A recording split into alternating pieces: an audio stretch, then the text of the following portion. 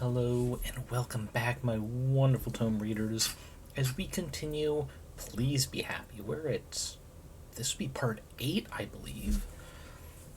And so far we've just been continuing down Aspen's route with the length of this and the number of the common story events that are going to appear for both routes. I think I am only going to do the route with Aspen on stream, just for the sake of time. I do have other visual novel and story-driven games to also bring out. And I'd hate to be taking too long just because this one is incredibly good. I heartily recommend to anyone who likes story games like this, especially a simple, fluffy romance. It's delightful. Now, last time we left off with a very fun event, which I assume is going to be in both routes, though presenting a little differently. And Mio and Aspen went on a nice little walking date through the park, and we ran into this scruggly little would-be thief who made off with Aspen's entire purse, stuff spilling out the side, all because he smelt half a sandwich. Adorable, delightful little chase we went on. And, he was very amenable to just being picked right up. But as we can see, there's no collar, no identification tags. So presumably, this dog is now ours for the taking, but of course, we're going to do the nice thing and put out the word or posters or something in case they have owners worried about them. But if they don't, that means it's ours for the taking, and there's no one who can stop us. Scruggly little lad. But yeah. Let's see, I don't have any... Oh, those of you who follow the fanfic I've been putting out for the Ruby series on AO3, another chapter went out just yesterday, and I think I am going to try and keep it to every other Monday, instead of just, doing it as soon as I've got it done, or a little past when I've got it done, just so it's a bit more, not scheduled, regular, I suppose, and potentially give me some time to build up some extras at a time, for the weeks where I'm just wiped from work, where I'm just not feeling it. Because I can tell you, yesterday I got nearly 2 pages written. 2 pages in the Word file that I'm typing it up in. But the previous 3 days before that, I had gotten maybe half a page total, and did more editing than actually writing anything new. It's sometimes the spark is there, sometimes it's not. But yeah, anyone interested, got the next chapter up. The chapter after that will probably still be kind of conversation heavy. It starts off with a nice little combat, but the chapter after that, so about 4 weeks from now, that one will be more combat heavy. The big first team fight collaboration with Juniper and Ruby before their teams got the names, which I have gotten bits and pieces written for how I want it to flow. Some of it's probably going to be cut just for pacing, or doesn't make sense that because it's mostly first person through the eyes of Jean, they wouldn't have had time to notice it. But it helps me keep a 3D map of where everything is happening and in what order. But yeah, I don't have any other... Oh, and Thursday, not going to guarantee it yet, but I should know by this time tomorrow, I should be able to do another slightly shorter Please Be Happy stream. Only 3 hours. But yeah, the work thus far for the week shouldn't wipe me out too bad, but there's also a different event Thursday than what I've done so far, so I don't want to, like I said, I don't want to lock it in yet. But fingers crossed, that can still happen. But yeah, without further ado, that should be enough time for anyone to get here. Let us continue.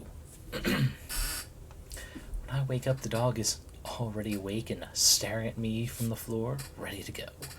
The two of us go downstairs and join Juliet for breakfast, where she's prepared another bowl of fruit and bread for the dog. He eats it, but even if he's only going to be here for a couple days, he'll need more than people food. Oh, I forgot I have that. Buy some dog food for him. I can get that at most stores, right? Many stores. I wouldn't say most stores, but sure. Yes, it shouldn't be difficult to find. I checked my wallet. I have plenty of money, since Juliet pays me for my library work, but there's hardly ever anything I need to buy myself. This will be as good a use as any. Do you mind watching him while I go? Not at all. Thanks. I kneel down and pet the dog's head. I've already learned one of his favorite spots, right at the base of his ears. I give him a good scratch.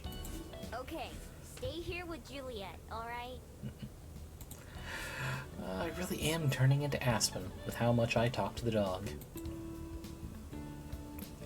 Although he stays put for a moment, he follows me to the front door before I can leave. I gently push him back with my foot. No, you can't come with me. The dog paws at my leg, looking at me expectantly. Once more, I let him outside to relieve himself. But even after he finishes that, he won't go back into the library without me. You're not gonna take no for an answer, are you? Might as well bring him so you can get him sized up for a nice little dog collar. Sighing, I accept my fate. I let Juliet know about the change of plans, and then the dog and I start walking. He stays near me, sometimes going off the path to sniff something, but he always returns. Each time he starts to walk away, I feel a tinge of worry that he won't come back. But that possibility is just something I have to accept. Even if some details of my past have gotten hazy for me, I can still clearly remember how it feels to need to run and escape. If the dog decides that's what he needs to do, then it's not my place to stop him. Still, I'm relieved every time he stops sniffing and returns to my side. Eventually, we get into town and I find a pet store. There's a sign on the window saying that dogs are allowed inside, which is what I was hoping for. A bell rings when we walk in, although it doesn't sound as pretty as the one at the bell house. I wander around till I find the dog food selection. There are more choices here than I thought. Big bags, small bags, red bags, blue bags. I'm not sure which one to pick. The dog sniffs each one of them in turn. I watch to see if one gets his interest more than the others, but it doesn't seem like he's picky. I try to find which one has the most similar looking dog on the front. Guess I'll go with this one. On the way to the front, the dog veers off down another aisle, and I follow behind to see what got his attention. Of course, it's the toy aisle. Just like in the food section, there are dozens of displays. He sniffs them all even more furiously than the kibble. There's a small basket of plastic toys on the ground, and he pulls one out with his mouth. It looks like a cartoon squirrel, and its tail squeaks when he bites it. He gives a good shake, getting a few more squeaks in the process. His tail wags even faster than his head, and he looks up to me eagerly. I reach for the toy, but he hops away and then crouches down, tail still going, daring me to try and take it again. I do, but he instantly jumps out of reach once more, shaking and squeaking the toy again too. Okay, you can keep it. But come on, you gotta pay. It's been a long time since I've stolen anything. Now that I can actually pay for things, I can't see myself stealing again. I feel kind of guilty about things I took in the past, but I only ever did what I had to in order to survive. Once I had support from others in my life, and the help I needed to get my feet on the ground, stealing stopped being something I felt like I had to do. At the counter, I used 2 fingers to hold the slobbery toy so the cashier can scan it before returning it to the dog. I took the bag of food under one arm, and then we start walking home. We reach a crosswalk, arriving right as the light changes to send traffic across our path. Oh no, you need to stop the doggy, right? I come to a halt while I wait, switching which arm I use to carry the bag since getting sore. Nope, nope. The puppy doesn't stop with me. Instead, he doesn't even look back as he runs out into the road, eager to get back to the library. The car horn blares as he barrels down the road, too close to be able to brake in time. I feel like I'm moving in slow motion as I drop the bag of food, dash out of the road despite knowing how dumb that is. Grab the dog as I sprint by, barely hauling ourselves out of the way of the passing car. The driver understandably gives me a rude gesture as he goes by. The dog, meanwhile, looks at me as if offended by the rough treatment, my hand still holding him tightly. Oof. You dummy! You could have died right there! Should have sprung for a leash too. The squirrel toy in his mouth squeaks as he squirms in my grasp. It was way too close for comfort. If I'd been just one step further away, I would have been too late to rescue the dog. I probably would have got myself hit for my troubles, too. Behind us and across the street, the bag of food lies on its side, some kibble strewn out across the ground from a spot where it tore when I dropped it. Whether the dog wants to run away or stay with me is up to him. I can't just let him get himself hurt, or worse. I only have one choice. Hoist the dog up and hold him with one arm, just like the dog food bag that I go back and retrieve before we start walking again. He doesn't squirm as much as he did yesterday, which helps a lot. But still, by the time we make it back to the library, both my arms feel like they're ready to fall off. When I set the dog down, he strolls up to the library door as if nothing happened, waiting for me to let him in. I guess in his mind, maybe nothing did happen. He's got no clue how lucky he was. A long time ago, Juliet said that sometimes your best is all you can do. That goes for puppies too. If I'd been born a city dog instead of a fox, I doubt I'd be much different either. Still, I have to think it's a miracle that any dog makes it to adulthood, especially strays like him.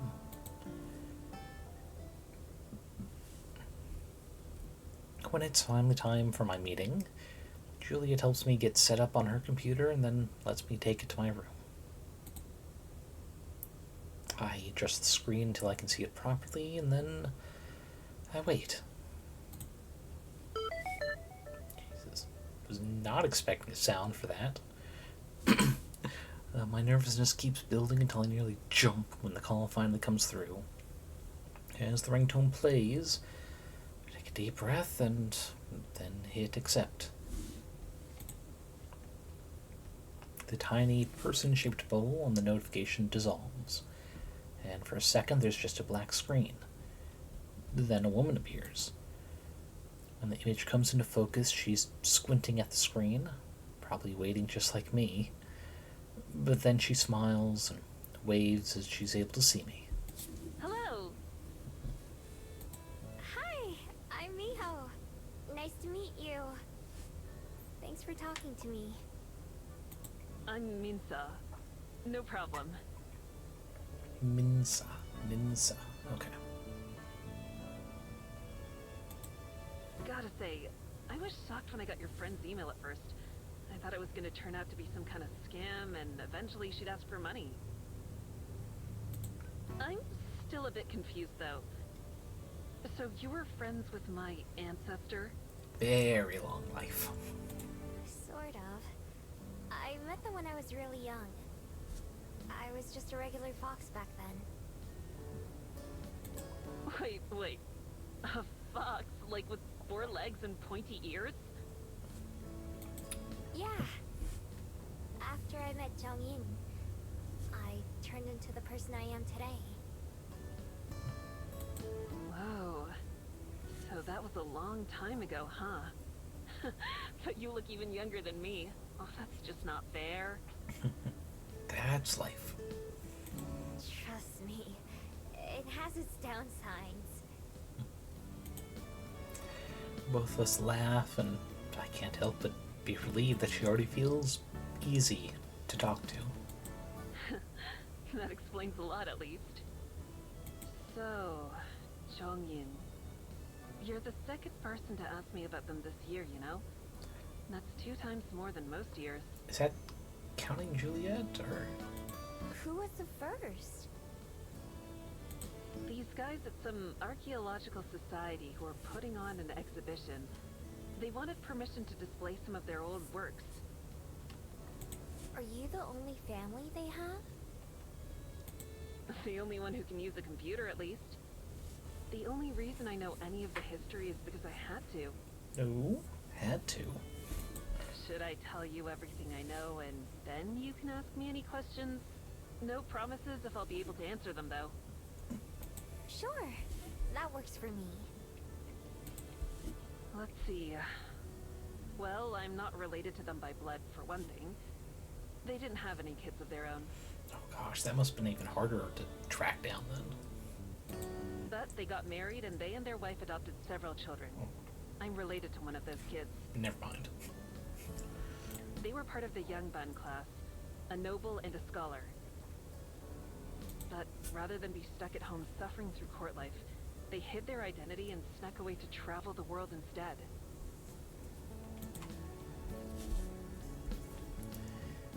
Minsa speaks with a practiced tone, like she's given the speech a few times. Still, I listen with rapt attention, memorizing every detail. They spent years on the go, seeing everything they could, before finally coming back home to Korea to settle down and start a family. While they were away, they kept a journal and wrote letters back to their beloved.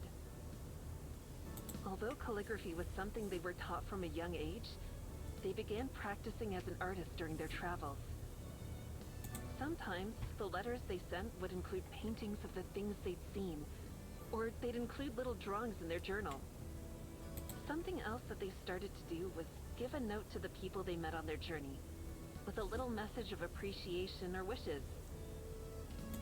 My husband always says they remind him of fortune cookies. Oh, I actually have one of those scrolls myself. I brought my scroll down from my room just in case it came up like this. I unfurl it for the first time since Halloween. Please be happy. I turn the scroll around and hold it up to the camera so Minsa can see. She leans in again, looking close. Yeah, that's definitely theirs, all right. And they gave it to you when you were just a fox? Yeah. Although, I couldn't read it until a couple months ago. God, it's so hard to read their handwriting, right? I'm like, if they were born today, they totally would have been a doctor. It's but don't mock the shorthand of doctors. It's like sometimes you gotta work with what little room you got, and prescription bottle labels aren't very large. It used to be it's like some of those like prescription writs is just like fucking stuck to the bottle itself, so someone can't just like come in and it's like, yeah, no, I never got this filled out. It's like, oh, you didn't, but it's already plastered on a little pill case, you know. It's like, even if things changed, it's a habit and also a useful language, especially for not like not courtroom transcribers, but transcribing things in like a meeting space, and perhaps it's a secure enough meeting they don't want computers or phones or other digital recording devices. Someone having to write out in shorthand like that is a very useful skill, even if it is dying out like cursive outside of signatures. I have a few of them myself, although they're up in the office. Grandma has like 90. She says she has one for every year she's been alive. And I definitely believe that. Jeez, that's a lot. How many did they give out altogether? Who knows? If someone told me it was thousands, I'd believe them. I don't know if they gave one to every person they met, but it must have been close. Huh. I thought mine must be pretty rare. It's still special. However many there were, I'm sure most haven't lasted this long. Not everyone got a full scroll either. But, no. They're not some priceless artifacts that'll sell for a ton of money or something. Otherwise, I'd be talking to you from a mansion by the beach. That's fine. I'd never sell mine anyway. It's way too important to me. Yeah, I figured. I'm sure it wasn't easy to keep it safe and in such good condition. Living in dens? No. No chance. That's for sure. We've been through a lot together. That's good. I'm sure that's what they would have wanted. For a while, Minsa tells me more about Youngin's adventures. Even though it's hard for me to picture some of the people and places involved, I still pay close attention. Then, all of a sudden, Minsa's eyes go wide like she's had some huge revelation. Oh, I'm an idiot! Hold on, I'll be right back. I have to show you. It's gonna be a fox, isn't it? She gets up and runs off screen, leaving me with a view of an empty chair and a bookshelf. Instead, I look down at my scroll. Somehow, I'd always assumed it was one of a kind, or at least something rare and meaningful. But somehow, finding out that that isn't the case doesn't really bother me. Instead, it's nice to think that they met so many people to be grateful to, or who left an impact on them. If there were thousands of scrolls like mine out there, then that's not a bad thing at all. After a few seconds, Minsa returns the computer and sits down, carrying a scroll herself. This is one that I had in the office. I can't believe I didn't think about this sooner. Sometimes they'd include a butterfly in their signature or hide one in their paintings because they said they were inspired by butterflies to travel with the wind. But then, at some point, instead of butterflies, they started to include something else instead. Can you see her? She holds a scroll up to her camera like I did, focused on one of the bottom corners, and we... Oh, wait, I gotta do this menu save. We are going to save that for certain, because that is adorable. There, just below where they signed their name, is a little picture of a fox. Of me? I should have thought of it when you mentioned foxes earlier. At one point, they started using the alias Horim for their work. Horim. I don't know if you speak any Korean, but Horim means fox forest. After they started using that name, foxes would show up in their art for the rest of their life. The drawing consists of just a few brushstrokes that make a head and ears and face. Still, it feels like seeing a photograph of myself. I can picture them smiling as they drew it, as they thought of me. I'd always wondered if our time together was as important to them as it was to me.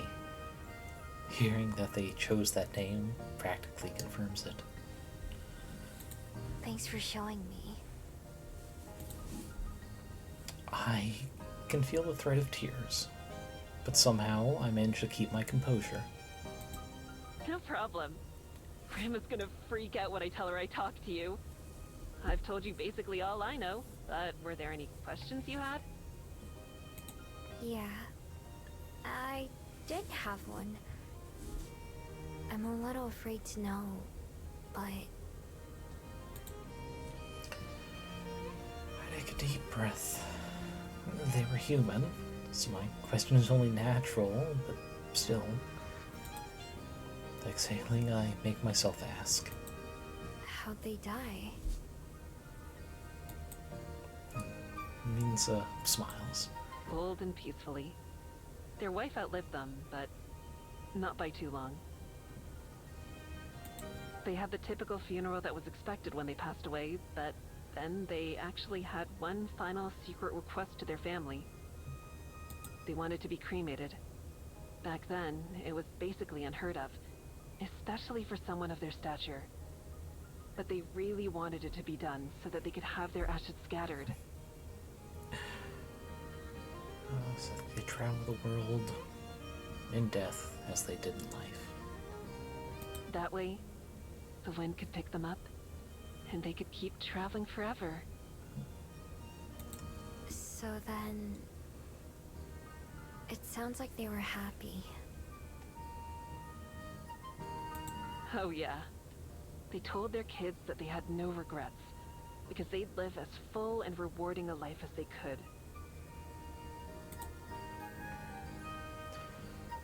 I'm afraid that if I try to say too much, I'll start to cry. So I just nod instead while I find my voice. I'm glad to know that. Of course, of course. It's only right that you know, considering how many foxes showed up in their work. I think Minza can tell that I'm having a tough time holding it together, because her voice takes on a more sympathetic tone. Was there anything else you wanted to know? I don't think so. You told me everything I wanted to ask. I only found out their name a couple months ago. Until then, I just thought of them as my person in my head. So, really, I've learned a lot more than I could have hoped for. Well, I'm happy to help. Your friend has my contact info, so you can message me anytime if you think of anything else. I guess if you think about it, you and I are kind of like family, right? Since it sounds like they raised you just as much as they raised their kids, like my great, whatever. That sounds like a little sad for their kids. It's like, raised their kids as much as they did a fox they knew for like a week or two. But cute in its own way. Really? She laughs. Sure, why not? The more the merrier, right? I think that's how they would have seen it too. Thank you. I really appreciate it. Family. I may have a girlfriend, but family is something new to me. Silver called us sisters, but just barely. It makes my heart warm. No problem. I'm sure we'll talk again, so I won't say goodbye. Instead, how about see you later? I'd like that. Although, there's just one thing. What's that? I explain my magic, and how everyone forgets me after a day. Nodding sympathetically, Minza agrees to join my list of people who check in with me every day. I'm glad she's so understanding, but it's just another reminder that I need to find a better, more permanent solution for people forgetting me. The second our call ends, I let out the sob I was holding back. I thought I was done crying over Zhangyin, but apparently not. Except this time, it's the good kind of crying. After all my searching, and even after their death, I finally got the answer to the question my heart wanted to know. They care about me too. I try to imagine what their home must have been like. Their wife and kids. I'm sure they were all smiles. Still, it's difficult for me to imagine how they looked. Instead, I can picture them, traveling just like when we met, going from place to place freely, wherever the wind took them. Just like me, really. Someday I'd like to return to some of those places that I've been before, and see them properly, instead of just blindly searching for one person and ignoring everything else. I'd like to visit them with some of the same wonder that Juliet felt. More than anything, I wish I could tell them about what I've experienced and learned on this path they sent me down. Even though I can't, there's one thing that I can now say for sure. They would have been proud of me. A few minutes later, I'm still trying to pull myself together when the dog comes up to me and paws on my leg insistently. I can't help but smile. Whatever I'm going through doesn't matter to him at all. He just wants to eat or go outside, of course. My life and tears don't really make a difference to him one way or another. And really, that helps keep me grounded. I'm glad to have some closure when it comes to Jiangyin, and to know that they were just the kind of person I imagined them to be. While their kindness and memory will never stop being special to me, I finally feel like I can say they're in the past. Time passed quicker than I could have ever imagined, but it still passed. It moved on, and now I need to, too. After wiping my eyes and blowing my nose, I stand up, and the dog spins in an excited circle as I reach for the door. He runs right for the kitchen, stopping right outside the cabinet where I stored his food. His nose quivers and he huffs like a pig as he waits for me to catch up. Didn't take you long to get used to this, did it? He barks at me, just a single short yap, but I can imagine him telling me to hurry up. Alright, give me a second. I grab a clean bowl from the cupboard and scoop him out some dinner. As the kibble clatters in the dish, he excitedly prances about, getting his snout into the bowl before it's even on the floor. His tail wags as he chows down, inhaling half his meal without even chewing. I reach towards him, but he growls at me with a mouthful of dog food. Chill, I'm not taking it. I'd pour my own bowl if I wanted some. Besides, I don't think I could stand the taste anymore. Still, I keep my distance, just so I don't spook him.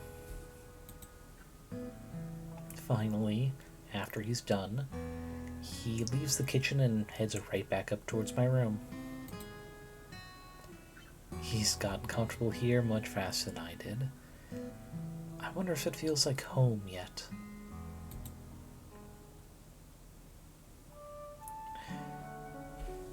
One sec. Sorry, just had to clear my throat there and take a sip. After taking yesterday off, I sit down at the library desk with the dog for the first time. He does his usual pacing and sniffling, since it's the first time he's really explored the area. I keep an eye on him while I start on the day's tasks, but he just flops on the floor near my feet and dozes. Eventually, the first person who needs help comes up to the desk, carrying a couple books with them. Hi there, I'd like to... Oh my god! The sound of a new voice gets the puppy to stand up, and the lady across from me melts when she sees him. He's adorable. Can I pet him? If he lets you. Sure. It's not really up to me, If he doesn't want to be pet, he'll just walk away. Next person to show up does more or less the same thing, and the person after them, too. As the day gets later, the library gets busier. At least half the people who come in ask to pet the dog. I'm pretty sure some of the help requests I get are just excuses to come see him. He handles it all pretty well, though, even leaving my side to go explore and visit the folks himself. A little bit later, after lunchtime, the front door opens slowly. I look up from the form I'm working on to see one of the last people I expected. Silver! Very simple outfit. I'm not sure if she looks thinner without the draping outfit she had before, or maybe she's just drawn a little differently than I expected. Just because I know Miho without the jacket on, her arms don't look particularly skinny. But here, I don't know. She isn't wearing her mask, so I get a clear view of her face as she narrows her eyes at the name, but approaches me all the same. Miho. I haven't seen Silver since Halloween, after she gave back my scroll and disappeared into the night. More than once, I've thought about going up to Mount Victoria to look for her, but haven't. It felt like I should give her some space after last time. She stops at the desk, standing across from me, surrounded by books and other guests, plus being in the broad daylight. She looks a bit out of place. A short bark from next to me startles her, and she blinks in surprise as the dog runs around the desk to stand at her feet and yap at her directly. A friend of yours? Something like that. I found him at the park, and I've been taking care of him for a couple days. He's a dog in the true sense of the word, then. As far as I know, yeah. You finally got it right. Imagine, though. Imagine this would not be the funniest timing to reveal it's like, actually, I'm just a very scruggly werewolf. You got beef with me? It's just like, excuse me? Little man? Her lips curl, but into a smile and not a sneer.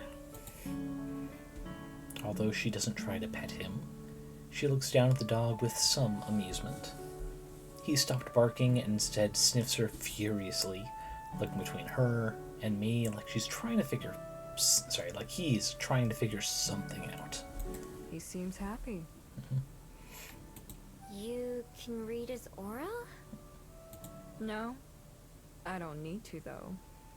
Anyone who knows dogs well enough can figure that out. It's the simplest emotion from the dogs. Deciding she's either boring or not a threat, the dog comes back to my side and lies down again, gnawing gently on his squeaky toy. Silver looks back to me, but then her eyes narrow again. Your being. Oh, yeah. I take off my necklace and hold it so she can see the cracks starting to appear. It started doing this a couple days ago. Keeping her distance, she inspects it warily. In the palm of my hand, where the bead itself sits, I can feel a faint pulse like a heartbeat, although it doesn't sync up with my own. So not much longer, then. Right.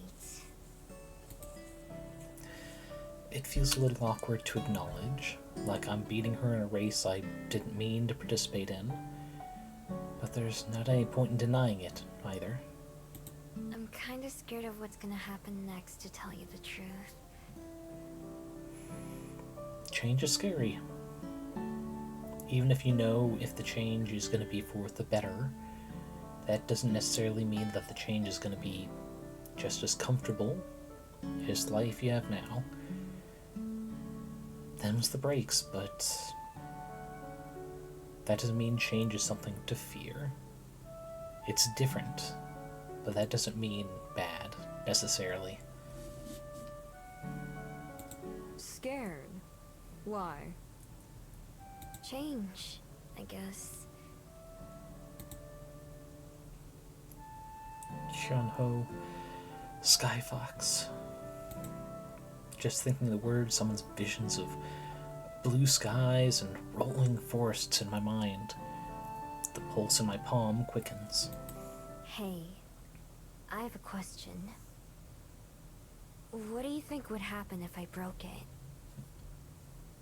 Broke what? This. I hold my bead up closer, and she takes an instinctive half-step backwards. If I just crushed it or got rid of it instead of swallowing it. If that's even possible. The spindly breaks that cover the bead make it look like it could fall apart at any second. Like even a light wind could shatter it. I can only imagine what Silver must be thinking. She's probably shocked that I'm even asking. But she keeps any scorn she's feeling off her face. And finally she shrugs. I know not, nor why you would even consider such a thing. Though I have a guess. The magic within our fox being is as much a part of us as our breath and blood. Perhaps there is no life without it. Or perhaps we'd be no different than beasts. That's a really long way to say, But I suppose she's right. You mean you think I'd turn back into a fox? Maybe. Maybe not. I couldn't say. I've never heard of any of her sisters ever trying. A lump forms in my throat that I force back down. I never thought of that. It makes sense though, huh? Since it was the bead that made me what I am. She jabs a finger in my face, hand hovering over my necklace. Shut up. Huh? I only said it was possible. I doubt it would happen. Either way, how dare you? Your bead is but a means to an end. It may have given you a chance, but it was you who took it. The bead or the chance? Grammatically, this is like probably the chance, but it's like, again, grammar. Every step you've taken has been your own. It made you nothing but capable. Silver holds her arm out, putting her shining bracelet into clear view. Whoever or whatever you are now, you can never be a normal fox again, even were you to take the form of one. Still, what power your being does offer has been ever in your service. Should you choose to discard it, I fail to see why it wouldn't respect your final wish. Up close like this, I'm able to see Silver's bracelet clearly for the first time. The light makes it difficult, but not impossible. Although my bead is plain and round, nearly identical to the non-magical ones on my necklace, hers narrows the middle and then widens again, like an hourglass. A few colorful bands run across it, almost too narrow to see. There's even a red one, a blue one, even a silver one. When I squint, I can even see a faint spring green one as well. There are others, but I can't see what they are before Silver shoves her hand into her pocket, burying the light. I put my necklace back on. Thanks. I feel a lot better hearing you say that. I told you so. To think otherwise would be insulting. I mean, I think you're insulting enough for both of us. Zing. In Silver's language, that's just how you say you're welcome. Anyway, None of that is the reason I came here. I've come to keep my end of a promise. I'm leaving tomorrow. Oh. What? So soon? I mean, she probably doesn't want to risk you changing her mind or something. The news hits me like a punch in the gut, even though she told me she was planning this a long time ago. Soon? I've already stayed longer than I intended. There's nothing more for me to be had here. That's not true. There's... I'm in a play. I'm a tree. Nothing more to be found, I should say. Abruptly, her voice softens. For maybe the first time ever, Silver's tone is gentle. Your path may end here for now, but mine goes ever on. Perhaps someday it will come to a similar end, but not today, nor tomorrow. Surely you understand. Actually, no, there is one question I have for Silver. And probably just for this setting at large. Because at minimum, Gumiho, maybe other fabled, but Gumiho used to be foxes. So it's not like they have a birth certificate or anything. And presumably there's still, like, some need for travel documents, especially from a floating island, such as Wellington. How does she leave? Like, is there separate travel that she can use via magic, or... just something curious. Because, like, if you can start as something, like, not human to such a degree, there's no, like, birth registry for you anywhere. Is the system advanced enough that there's a way to, like, earn that?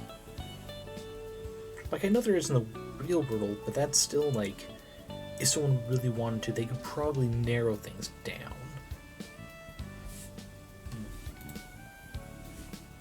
Anyway, for as long as I've known her, I've hoped I could get through to Silver somehow. Help her see some of the things I was blind to myself. Especially now, as we're just starting to become friends. Or maybe now that we've been friends for a while? Either way, I wish she would stay. But also, just like how I've already vowed to let the dog go if he wants to leave, I know I can't keep her here. And just like with Aspen, as much as I want to do more, all I can do is try to support her. The rest is up to Silver.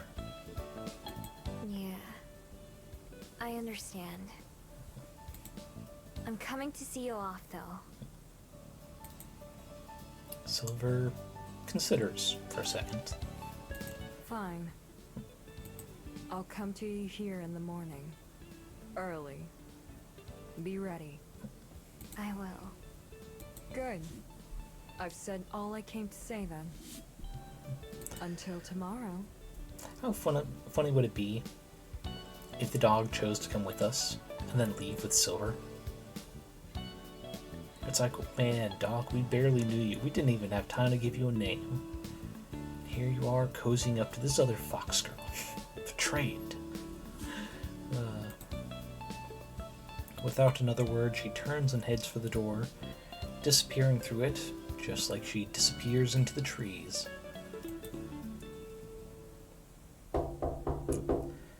Judging by the knocking at my window, it turns out Silver and I have different ideas of early. I roll over in bed, not totally sure that I'm not dreaming, in time to see Silver gesture at me and then leap from the tree again. A few minutes and lots of eye rubbing later, I'm ready and outside to meet her, with the dog staying behind without any argument this time. Silver is carrying a small sack with her, which I assume contains all her belongings. It's tied shut with a small rope, and she slings it over her shoulder. We don't exchange any words of greeting. Instead, we just start walking. As frustrating as it can be half the time, sometimes I also appreciate her willingness to just end a conversation, or not even start one. I don't have to worry about being a good enough conversationalist for her. It's easier to get more out of her silence than it is many others too. The fact that she let me come along on this last trip, much less came to get me, says a lot. We make our way through the streets, not seeing many other pedestrians or even cars. Only a handful of city buses. A couple of them roaming around empty too. Silver walks faster than either Aspen or Juliet, but I'm able to keep pace easily. It makes our journey pretty short, though. The glass walls and security gates of the skyport come into view, waiting for us. It was the first place to greet us when we arrived, and now it's ready to see her off again. I wonder what Silver's thinking about right now. Is she feeling sad at all, and preparing to miss this place? Or is she ready to leave and, potentially, never return? Good or bad, I don't think she'll ever be able to forget her time in Wellington. We come to a stop just a few meters away from the entrance, facing the double glass doors. Our reflections stare back at us. Call me Unbi. Unbi. Wow. Speech and text made that Bundy for some reason. Unbi. No, better than Unbi? in Korean. Un for silver, bi for rain. Silver rain. Although she doesn't turn to me, I can still see her face turn red in the glass.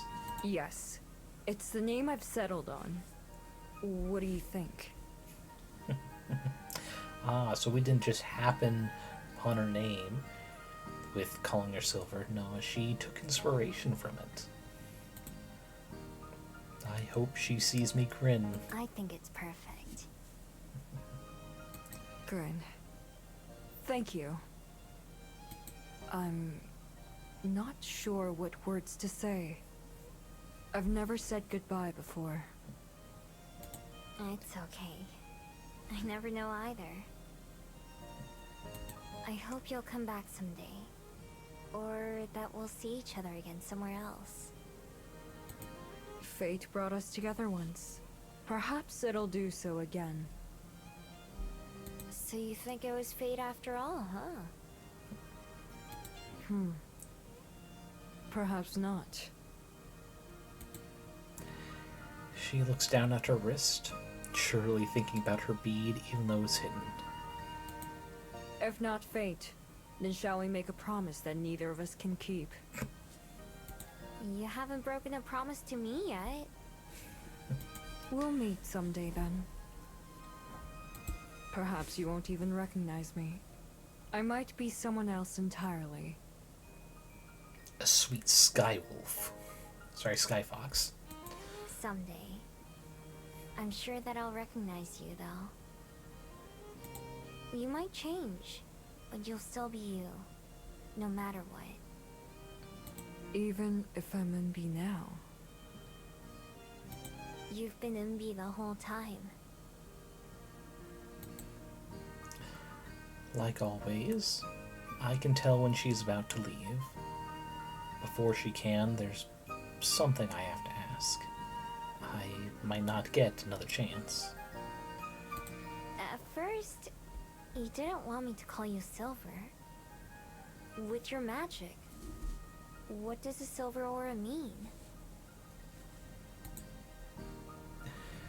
Our eyes meet in the glass. Finally, she closes hers with a tiny smile. Shame. Goodbye, Miho. Goodbye, Unbi. It takes her just a couple steps to reach the door. They slide open silently, dissolving our reflections. Unbi doesn't look back once she strolls through, letting them shut behind her once again.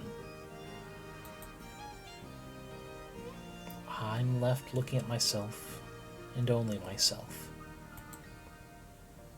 Finally, I turn around too, and start making my way back home.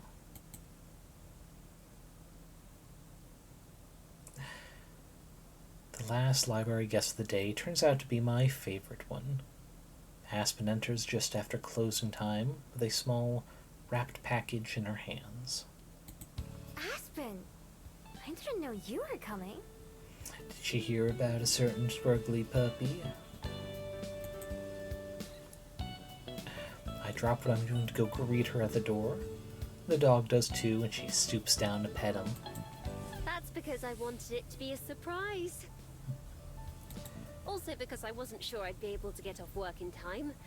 But we managed.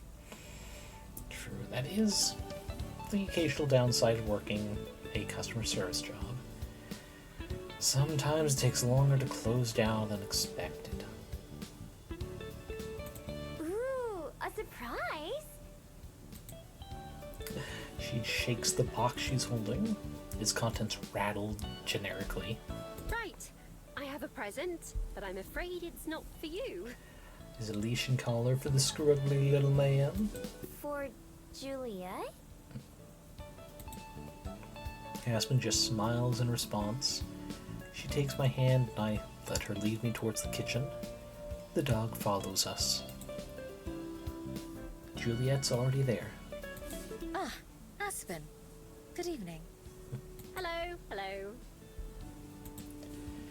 She sets the box on the table and then takes a seat with a sigh, just like she was showing up for breakfast. This is the first time I've been able to sit down in hours. Thank you for joining us. I'm sure you must be exhausted. It's fine. This is important after all. I'm totally confused by now. Wait. Is it our birthday? No, wait, she said the present wasn't for me. Damn, scratch that. Wait, Juliet knew you were coming? I thought your present was for her. Nope. I just said it wasn't for you. Although you'll still need to open it because it's for him. She gestures at the puppy, who's on the ground chewing his own foot. And I imagine, comedically, turns to look up at us as we all just, refer to him. Aspen slides the box across the table towards me, and I lift it up. It isn't very heavy. Both Aspen and Juliet watch me eagerly. Here goes. I slice a hole in the wrapping paper, then rip it all away in one go. Beneath it is a box with brightly colored letters. I try to sound them out slowly.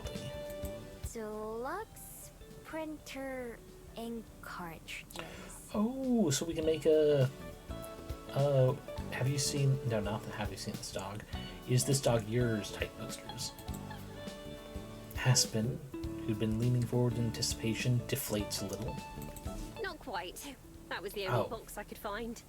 Open it up too. Makes slightly more sense then. I use one of my nails to cut the tape on the box and pop it open.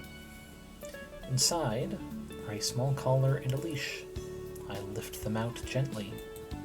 It might be a little big for him now, but I thought he'd grow into it soon. Without having him with me, I just had to guess what the right size was. I look from Aspen to Juliet, to the dog, then back to Juliet. Does this mean... Indeed. They're gifts for the newest member of our household. I've searched and I can't find anyone looking for a lost dog like him. Nor has anyone reached out to me about it either. As he's already house-trained, clearly lived in a house at one point. But it seems that was a long time ago. I don't believe he'll be going back. And besides, he seems happy to be here. He's already found himself a home with you. The dog himself gets up, comes to sniff the accessories in my hands. While I'm sure I know the answer already, I feel I should ask all the same. Would you like to keep him? I look down at the animal beside me. If someone had tried to put a collar on me, if someone had tried to keep me, I would have done everything in my power to avoid it. Kicked, bitten, ran, whatever. There's no way I'd have allowed someone to control me like that. But he's not me. Already, the dog's looking healthier than when I first found him. He's filled out a bit, and his ribs don't poke out as much. He's been better behaved than I would have been too. Juliet even said he must have lived in a house before. I've seen that he doesn't always know how to take care of himself, either. If I hadn't taken him from the park that day, it could have been a matter of time before he got hurt. Like when he almost got hit by a car. I grew up in the wild, always looking after myself, but he needs a little help. When I look back up at my friends, their faces are slightly concerned. They probably expect me to answer yes right away. I want to keep him. But what if he doesn't want to stay? He's been comfy here so far, but what if that changes? Why not ask him? He doesn't know any words like Percy and Byron. I just talk to him anyway. Those two are very well spoken, I'll have you know. But that's not what I meant.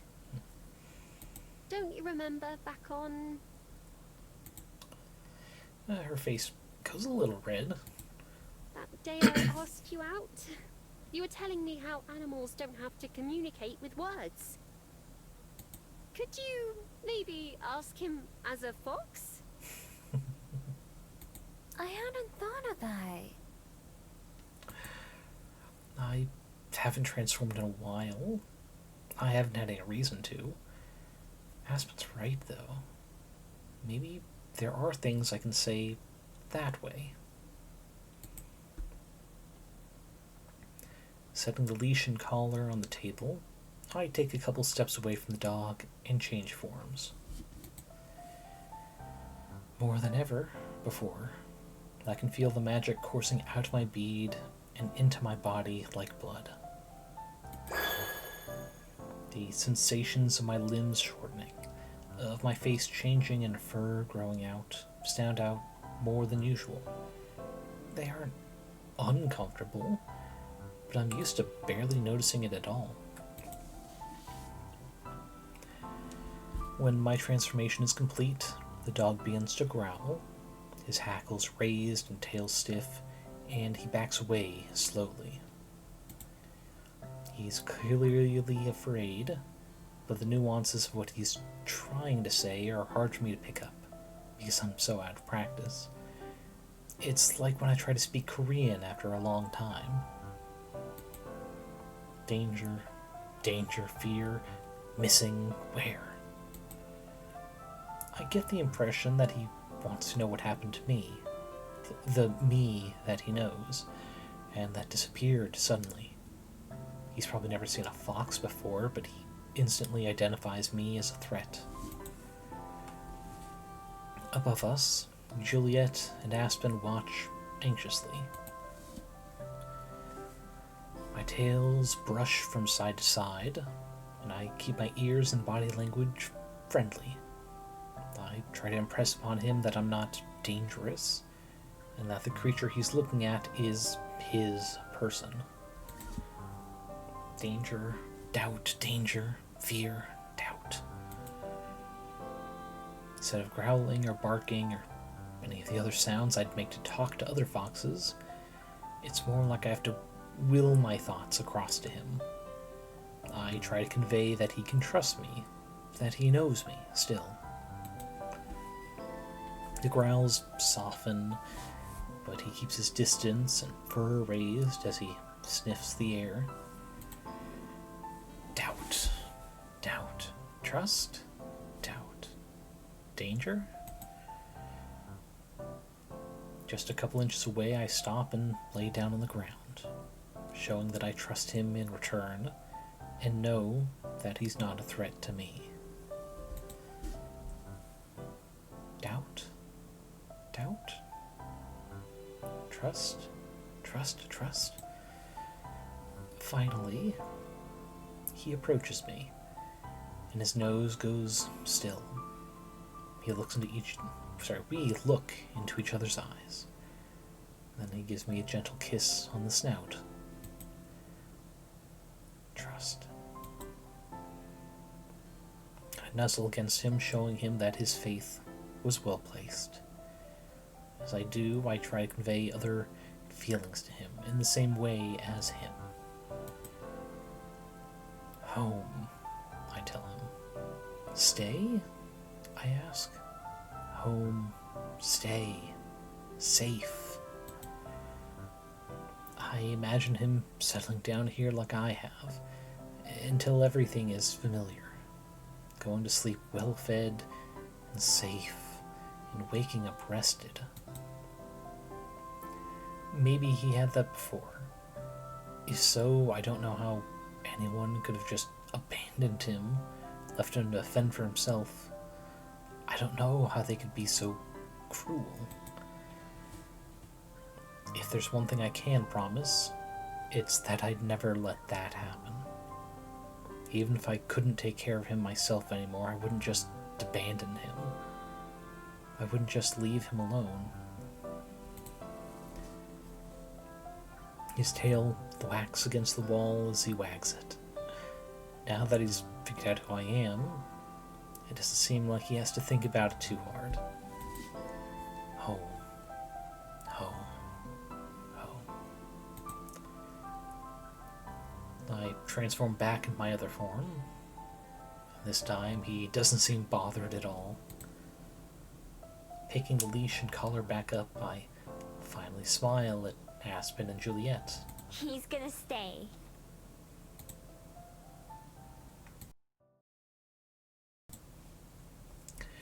Aspen helps me put the collar onto the dog, and then we head out into the backyard with him. Oh, look at this dapper little man with this kind of like mustard yellow or very light green collar. I'm glad it fits all right. He doesn't seem to mind too much either. Yeah, that was pretty easy. Maybe he's used to it. Or maybe he knew you were doing something good for him.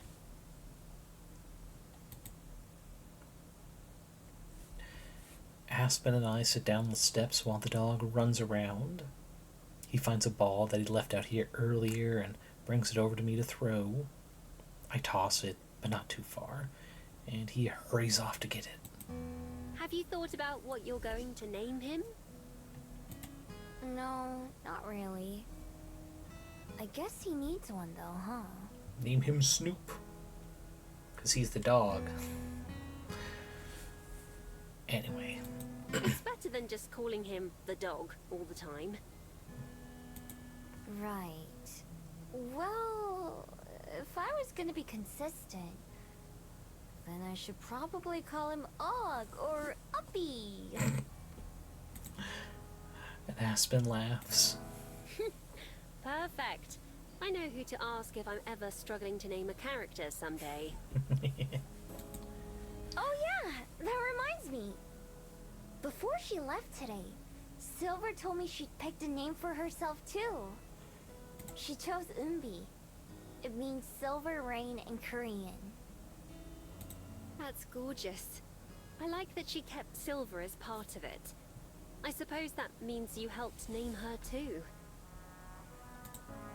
You're right.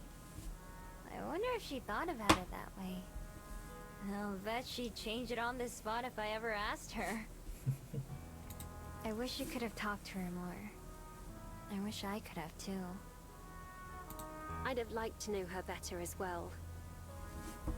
For her story?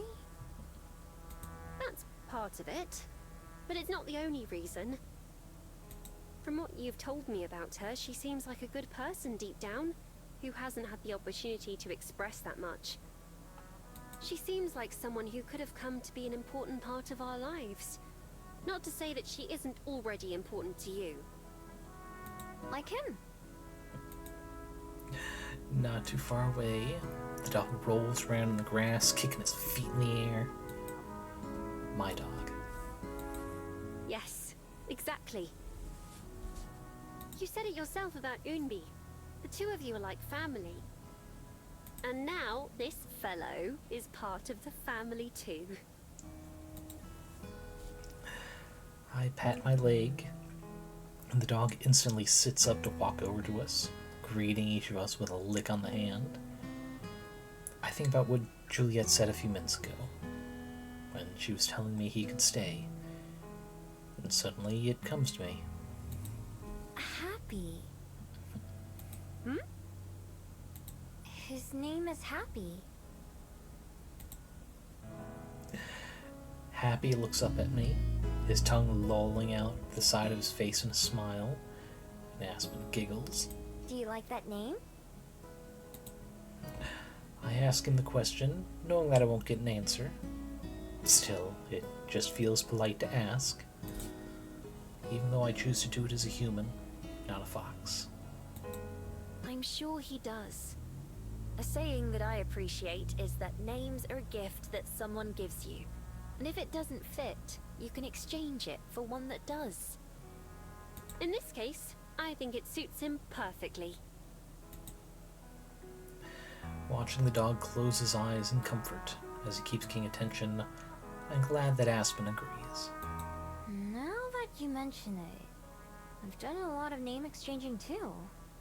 You only started going by Miho here in Welly, right? Yeah. I'm surprised you remember that.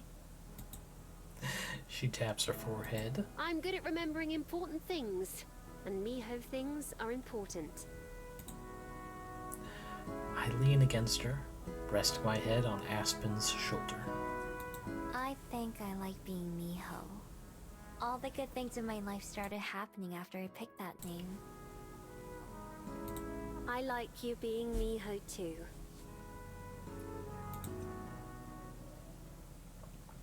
The two of us sit for a while more, playing with Happy, until he gets too tired to keep chasing the ball. Taking that as a sign that we should call it a night, all three of us head inside together.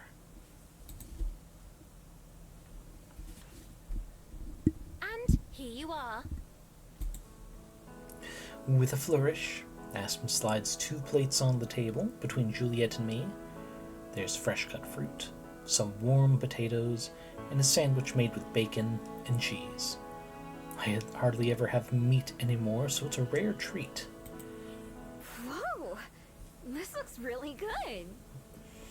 Dang it, I think I'm going to do charcuterie board tonight. Just meat, cheese, crackers, little finger food, snacks.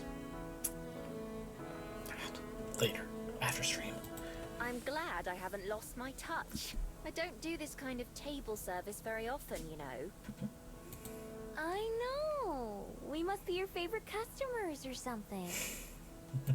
Maybe, but don't tell the rest of them.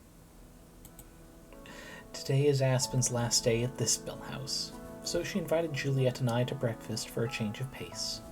Happy came along too, of course, and his leash is tied tightly to my chair. Juliet shifts her parasol a little bit to match the rising sun. She sips her tea and smiles warmly. There's a reason this is our favorite cafe to visit. Soon to be second favorite, I hope. Aspen leans against the railing, looking up at the sky. The sun really highlights the bags beneath her eyes and all the small things that probably only I notice, such as how her apron is tied more sloppily than she usually likes, or how her hair is done up roughly. Still, even this close to the finish line, she looks a lot better than she did when she was working on her book. happier and more content, instead of looking like she's going to fall over at any moment. There's no one who deserves it more. She catches me looking at her and pretends to glare. Your sandwich is getting cold, Miho. I worked hard on that, you know. Sorry. I lift it up and take a big bite. Just like the strawberry croissants, it's messy but delicious. Don't they make anything to eat here that doesn't need to come with a stack of napkins? I still managed to finish it in a hurry. That was so good. I didn't even know you had them on the menu. Or I'd have ordered one before. It's not on the menu. It's just something I put together myself. I had to mark out a lot of different items to make it. But if you think so highly of it, then maybe I'll think about adding it to my store. You should. I'll eat one every day. Every day is an awfully long time. Some things are worth that sort of promise, though. It was that good. I saved a little bite for Happy, who's currently protecting us from everyone who passes by. He doesn't bark or growl, but he keeps pace with them, walking as far as his leash will let him before going back to the start. He never tries to go too far, though. Happy! He tilts his head and then comes running. I hold out the treat on the palm of my hand. Being as careful not to bite me as he can, he pulls it away with his tongue and munches, well, happily. Perhaps you should consider a dog-sized version on the menu too. Oh, Lord, no. The fancy world doesn't need pup cups. That would be the most adorable thing my team ever hated me for. I should make sure to keep some dog biscuits, though. I'll have to write that down. From one of the pockets on her apron, Aspen retrieves something I haven't seen in a while. A small notebook and a pen. She starts to write something down and then freezes. Oh, Juliet, I just remembered. Setting the book on the table, Aspen hurries into the cafe. Juliet and I both watch her go. Even Juliet seems a little surprised. But 10 seconds later, the door flies open again and Aspen is back, carrying a different piece of paper. Regina approved my idea to put a reading corner in the new store. I was wondering if you would let me borrow a few books to stock it. Maybe it could even be an extension of the library. She holds up the paper, showing us a sketch of what it'll look like. Several wooden shelves line one wall, and on the other side is a tall bookshelf that separates the reading spot from the counter and kitchen.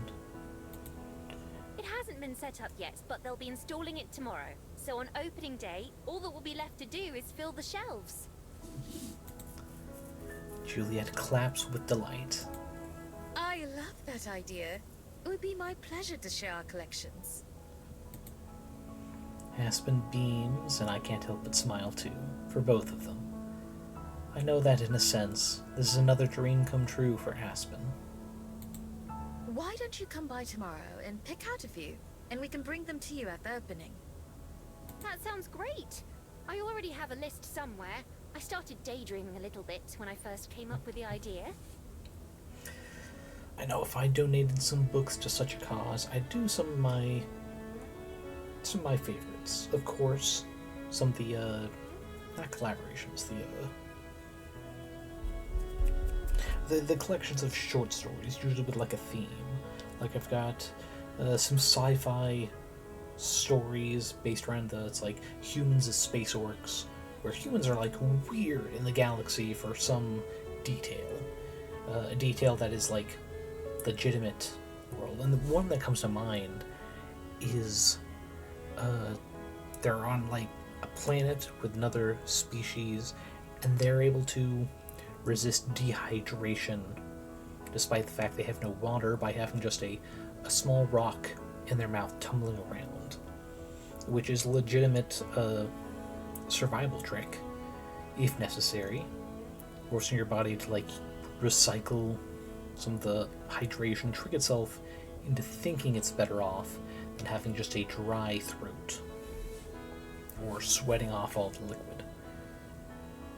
And other little stories like that. There's also a bunch of like post-apocalypse stories in another collection where the common theme is that no matter which post-apocalypse it is, at least one of the main characters, definitely the protagonist of the story, is disabled in some way. And some of them are mental disabilities, some of them are physical, and there's all kinds. There's like at least one zombie, there's an acid rain type post-apocalypse,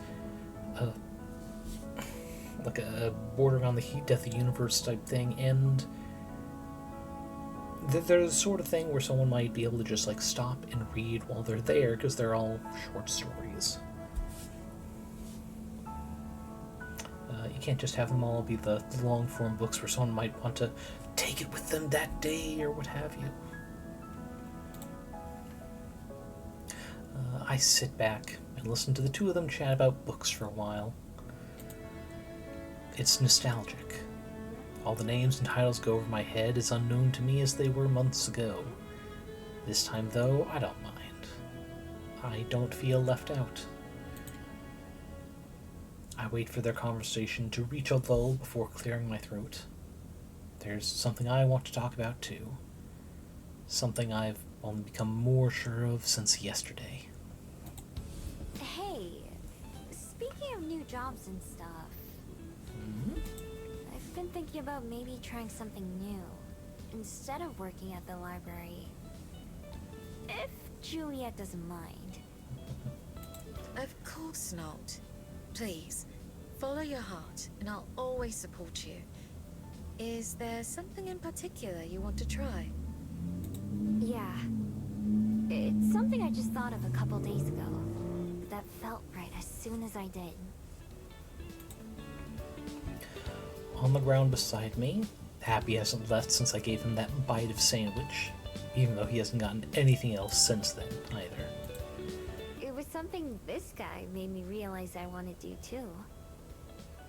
I want to try to help out at the nature preserve. Yesterday, Aspen said that Happy kind of reminded her of Unbi. That's Silver's new name, by the way. It's the first one she picked for herself. Anyway, not just them, but also that bird. The one I found in the woods that we weren't able to save. I think about it a lot. I want to try helping others like that. Other birds and dogs and whatever they have there. Like how someone helped me before too. Lots of someone's, I mean. Oh, Miho, that's wonderful! How perfect for you!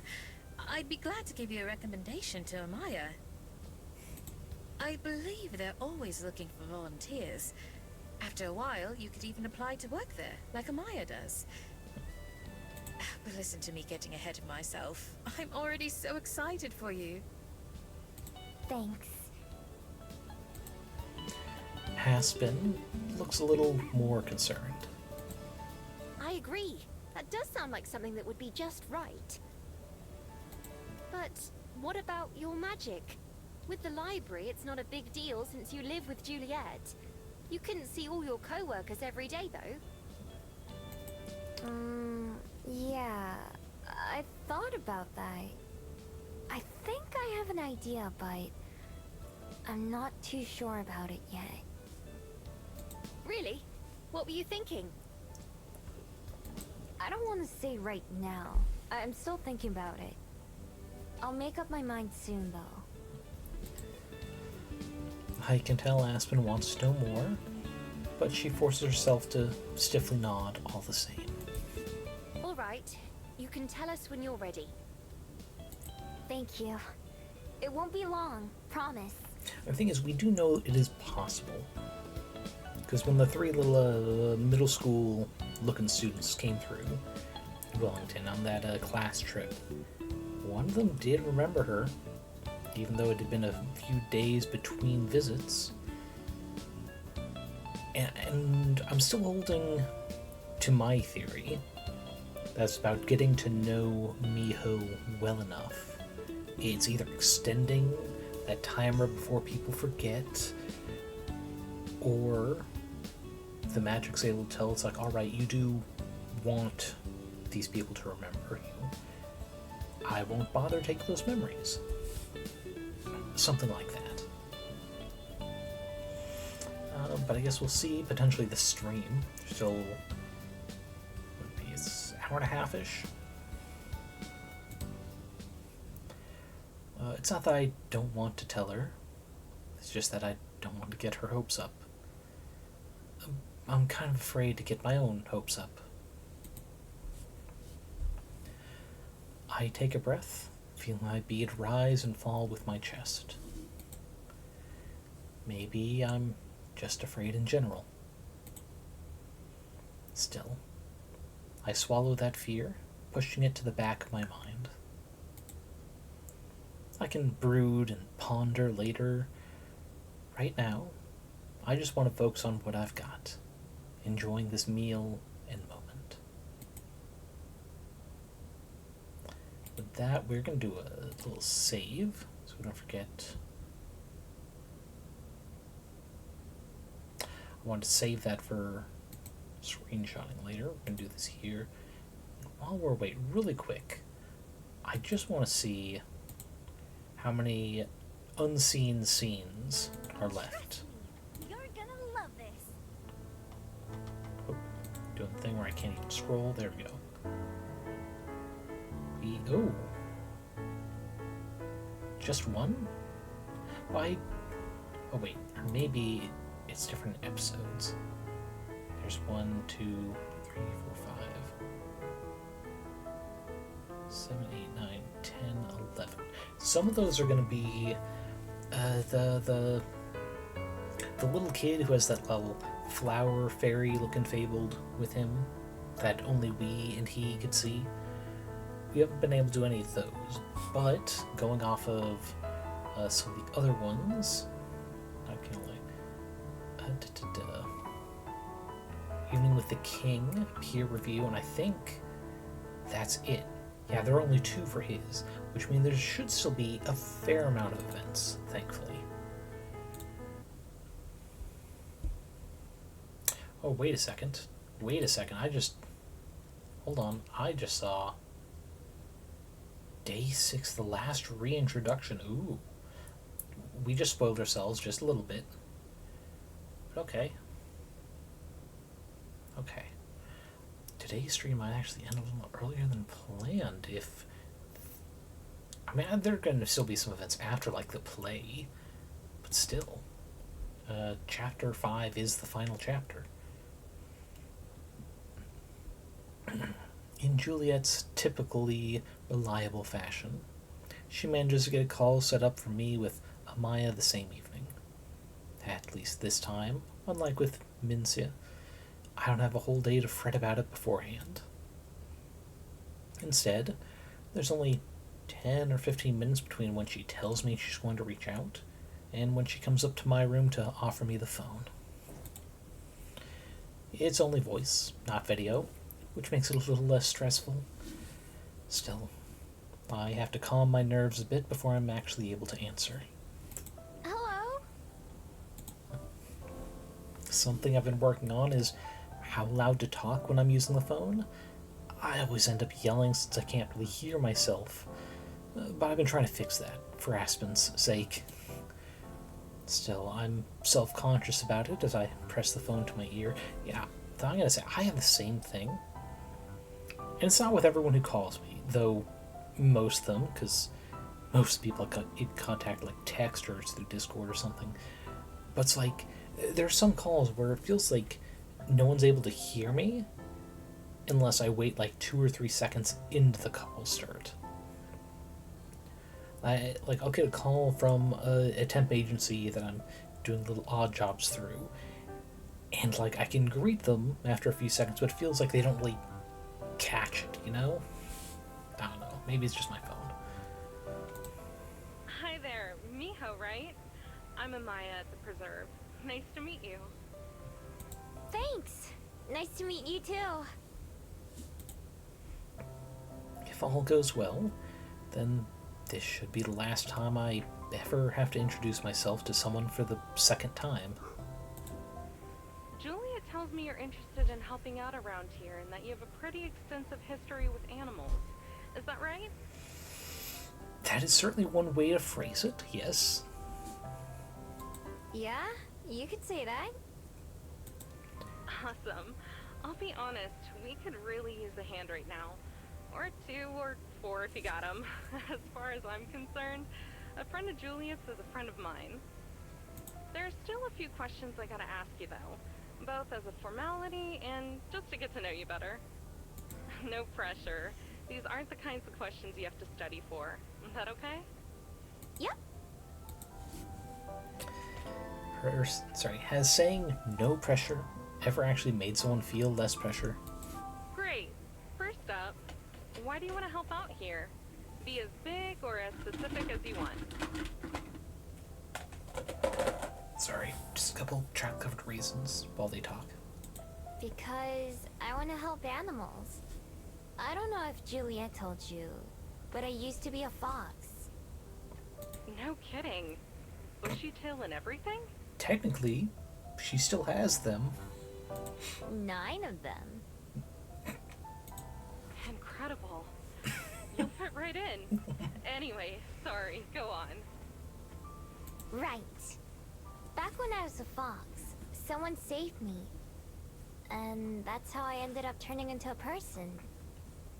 Then once I got here to Welly, Julia helped me out a lot too. I like people a lot more than I used to now, but I still know animals pretty well. Better than most humans, I bet. I love that. Okay, next question. What kind of work is it that you want to do? A lot of people, they sign up to help out here thinking it's going to be all clean and tidy like a hospital. It isn't. Animals are messy and dangerous, and you can't get mad at them when they screw up. Believe me, it's useless. It's a lot of dirty work. It's a lot of being careful and still sometimes getting hurt. What I'm saying is, it's not easy. Is that something you're okay with? Yeah, I am. When I said how I got helped out, back when I was a fox, I got my leg caught in a hunter's trap. Sorry, second handful. I couldn't move, and it hurt more than anything I've ever felt. But there was this person who found me, who had already been nice to me before. Still, if I hadn't been about to die, I probably would have tried to get away from them anyway. They took care of me and helped my leg get better. They fed me and came to visit me every day, until the day they left my forest. So, I know what it's like to be that way, scared and hurt, and not sure who you can trust. God damn. I'm so sorry. Us humans can be terrible, can't we? Sometimes, but that's only some humans, not all of them. That's something it took me a long time to learn. There are good humans, though, like you and my girlfriend Aspen. Oh, you're dating Aspen? I've heard Juliet talk about her for years. Yeah, we're dating. It makes my heart feel warm to say that. Well, as far as I'm concerned, you've already got the job, but here we go. Last question, all right? Yeah. This has actually been a lot easier than I expected. I don't even have to try hard to think the answers like I normally do. Instead, I feel confident in what I'm saying, in a way that I don't know if I ever have before. Okay, here it is. Miho, do you believe in fate?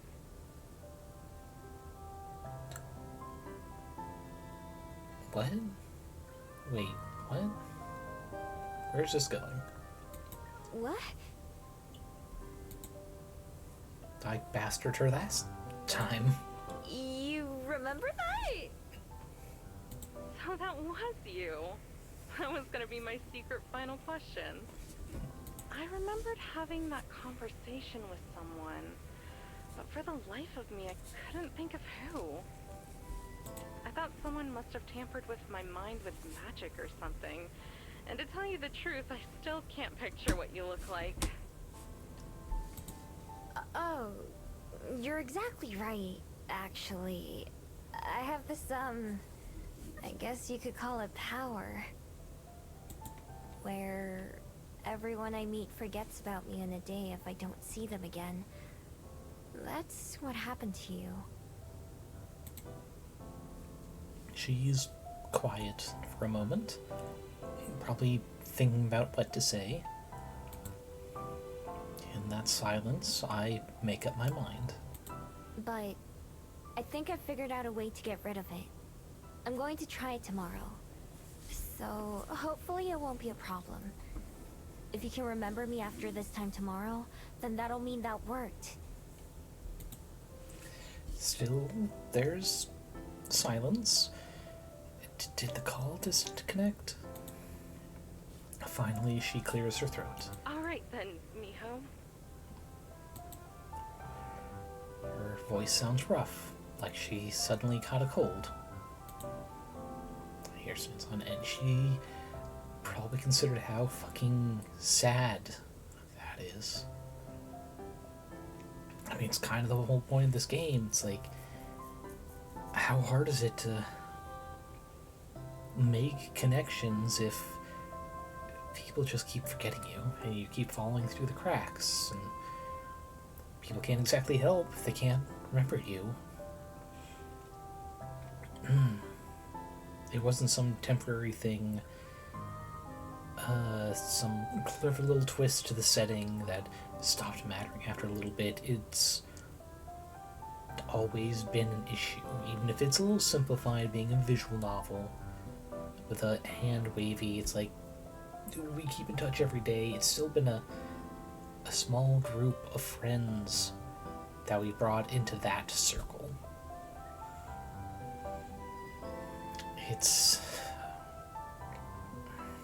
I can tell you, if that suddenly happened to me, that one day, instead of being something I had my entire life, it would probably kill me.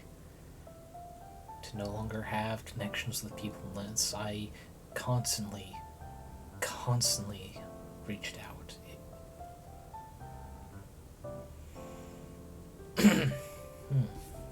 So hopefully the plan works. Which I'm assuming we've been a little spoiled with the name of this part of the arc of it does. Wait, is she crying? I hope I'll give you a call tomorrow then. But first, you have to answer my other question. It's not the usual third question we ask, but I figure I don't need to ask about a time you met an animal in need. Oh, right. Once again, this... sorry, my mind is still on the sadness of her situation. Once again, this question is easy to answer, but it's for a different reason. I don't know. But I don't think I care. Because either way, I'm still living my life. If there's magic or something else, then that's not really up to me, right? So, I like what you said last time. Either way, I just want to be... Fulfilled? Yeah, like Aspen and Juliet. Well, if there's one thing we can offer you here, it's that. Also a small salary. It's not gonna make you a millionaire or anything, but it should more than cover the bus fare or beer money, whichever you need more. Really? I thought it was all volunteer stuff. No, it's some of the better places No, they'll give you a small stipend. It's not enough to live off of, by any means. It's more a thank you for the people who regularly come back and help out. We usually start them off that way. Helps figure out which ones are serious about it and which ones are just looking for a summer job because mom said so. But I get the feeling you're gonna be a long hauler. What about you? Now I have to pause to think about it. Working at the library is the longest I've ever stuck with something. That's only been a few months. What Amaya's talking about is a lot longer than that. After spending most of my life not thinking beyond the next 24 hours, and spending my time here, taking my daily life for granted, I haven't had to think long term too much. Other than making sure Aspen, Happy, and Juliet are part of it, the future hasn't been that important to me. I need to start changing that, though. Especially after tomorrow. So, maybe this is a chance to start the new year off with something else that's different for me. My New Year's resolution, Aspen called it. Yeah, I'd like to be. Super awesome, great. I haven't been this excited about a new hire in a long time.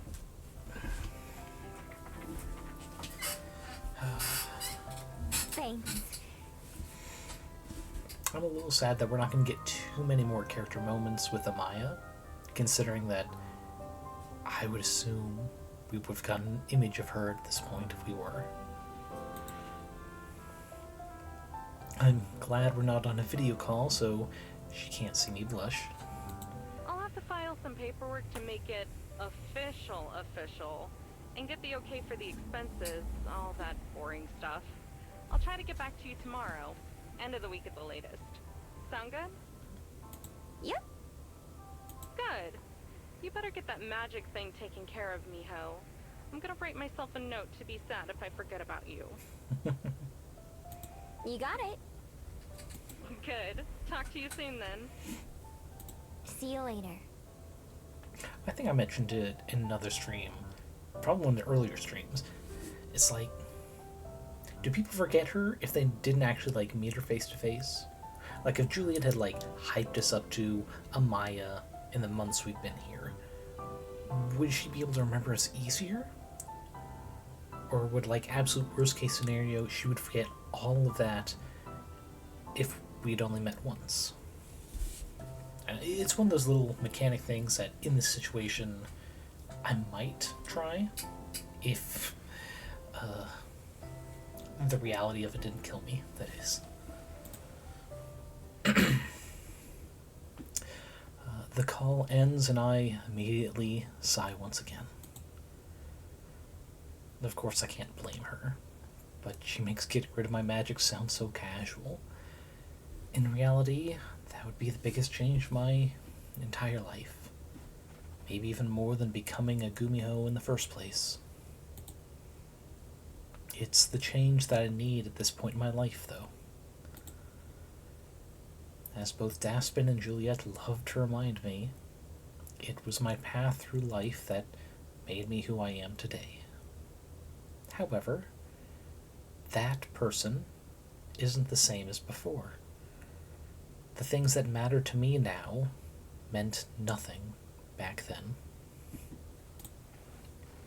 So, it seems logical to me that my need to transform, steal, and be forgotten has changed too. I'm grateful for everything my magic and my bead have done for me. But they're the final step from that path that I need to move past. Plus, if Unbi is right, then they're not separate things that I'll lose. They're just parts of me that change too. That feels a lot more comforting, I think. Since Happy left with Juliet when she brought me the phone, I have a rare moment to myself. I remove my necklace and hold it in my hands, something I do quite a lot these days. Even more cracks have appeared on the bead. It's broken in as many places as it is whole. Light leaks out, shining on my palms. The bead looks like it could fall apart at any time. Fragile, like a human. Something would happen if I broke it. I'm sure of that. Something will happen when I break it. Tomorrow. I've already given myself that deadline by telling Amaya. It's short, but it's less time to dread it and change my mind. Enough time to tell Aspen and Juliet, though. I want them to be there when I do it, too. I don't know what will happen. If I were to let myself think of all the possibilities, I'm sure I would end up talking myself out of it. Instead, I choose to believe what Unbi said. And that makes the most sense to me. That would never make me into something I don't want to be. I'll choose my own destiny instead. My own fate. Whatever it may be.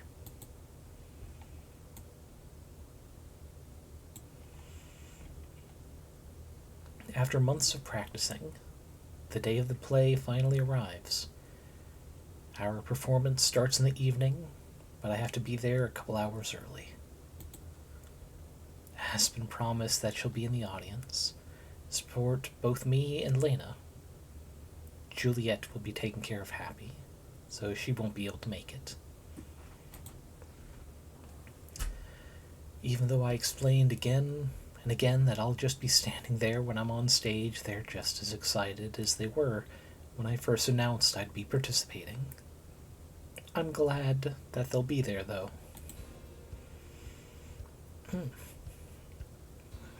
Sorry, I'm already choking up. Because there are probably just 2 or 3 big events left.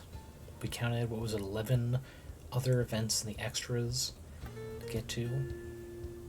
If at most it was 4, that'd mean there's 7 events that we could not see. I don't know why. Maybe we didn't do one more event for the little bug-loving boy to see him through all this time. Then the rest are the Juliet events. The Juliet exclusive, that is. But that sounds about right. Because however it would be, whether it's like 3 event images for the little lad, and then 4 for Juliet, or only 3 for Juliet and 4 for him, I don't know. It's about even, so it makes sense, and it's...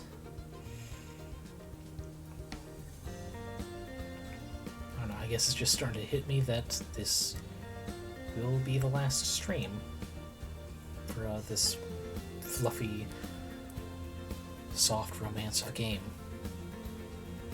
Like I said, I will not be doing the Juliet route, because it looks like there's going to be a lot of events overlapping, and be a little less fun whether I'm skipping them or not. But I will absolutely be playing it. Okay, big sip before we go into this. We may have no lines for the play, but god damn it, we're not going to have a rough, scratchy throat when it happens.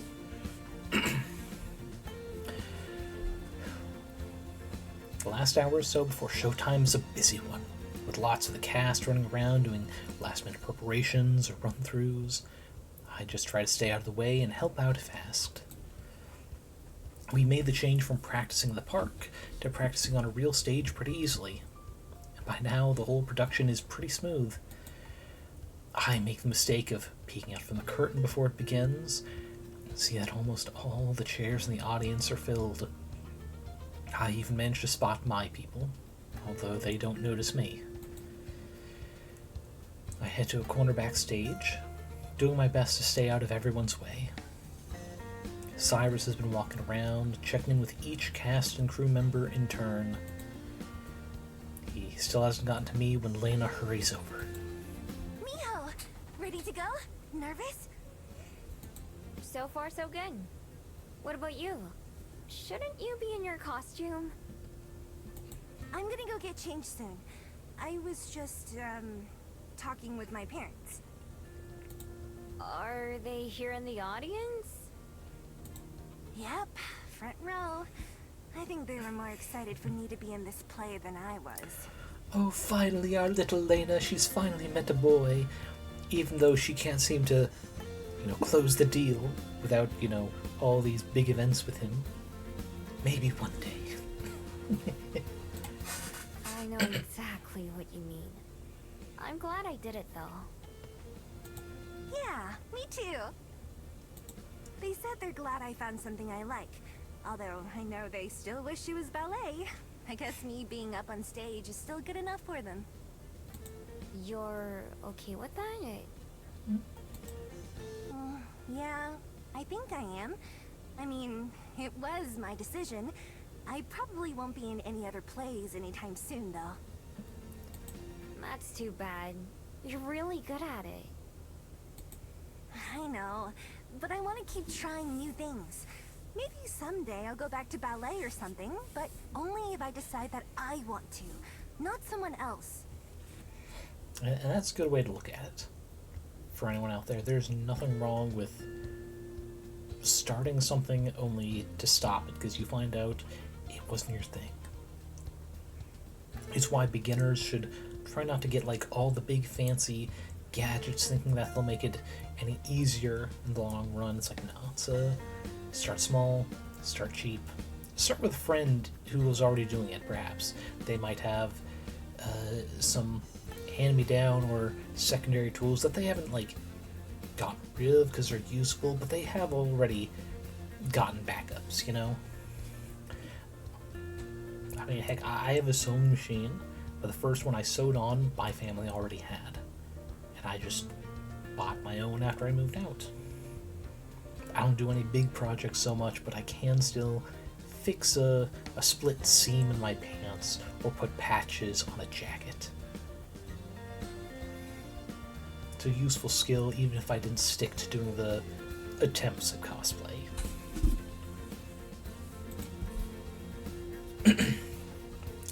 Cyrus wraps up a conversation with a nearby cast member and then joins us in our corner. Hey, you two. All set for your big debut, Miho? I think I've got all my lines down. Good. How about you, Lena? Ready, boss! Cool. Thanks for making this possible, both of you. No, it's no big deal. Right, Miho? Right. For me, that's pretty true, but for Lena... We should probably go get changed, but first, Break a leg.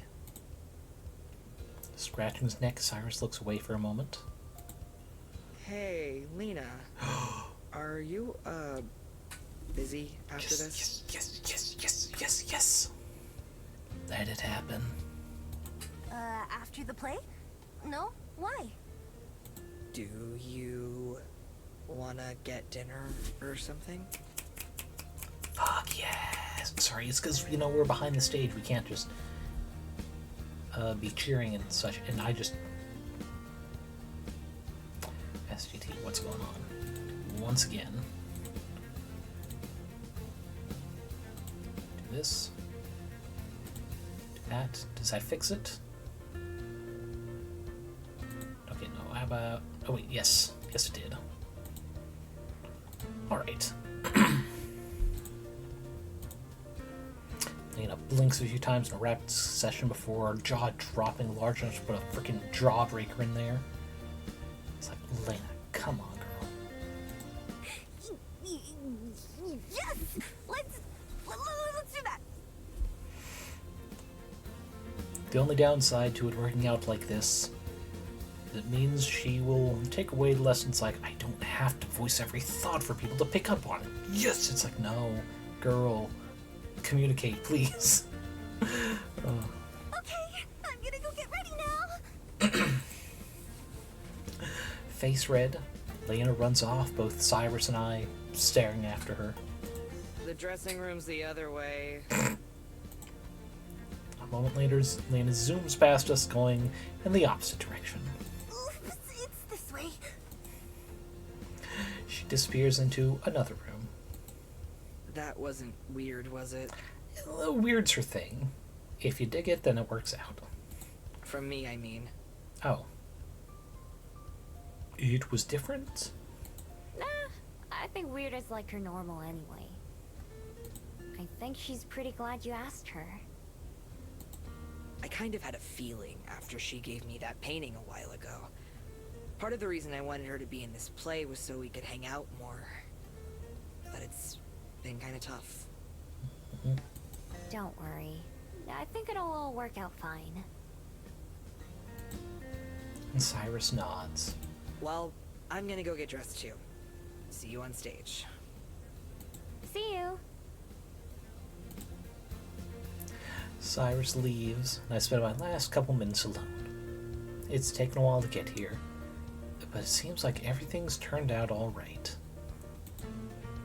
Lena's all over the place and hard to follow sometimes, and Cyrus is like her opposite. They're both nice people, though, and I hope them getting dinner later is just the start of something between them. I think they'd be good for each other. Eventually, it's time for me to go get ready as well. In the dressing room, I pull on my stiff tree costume and take my place backstage. So I hope she actually has a purpose for being there. They've confirmed she has no lines, but it's like this isn't an elementary or middle school play. Why would they need someone to be a tree, you know?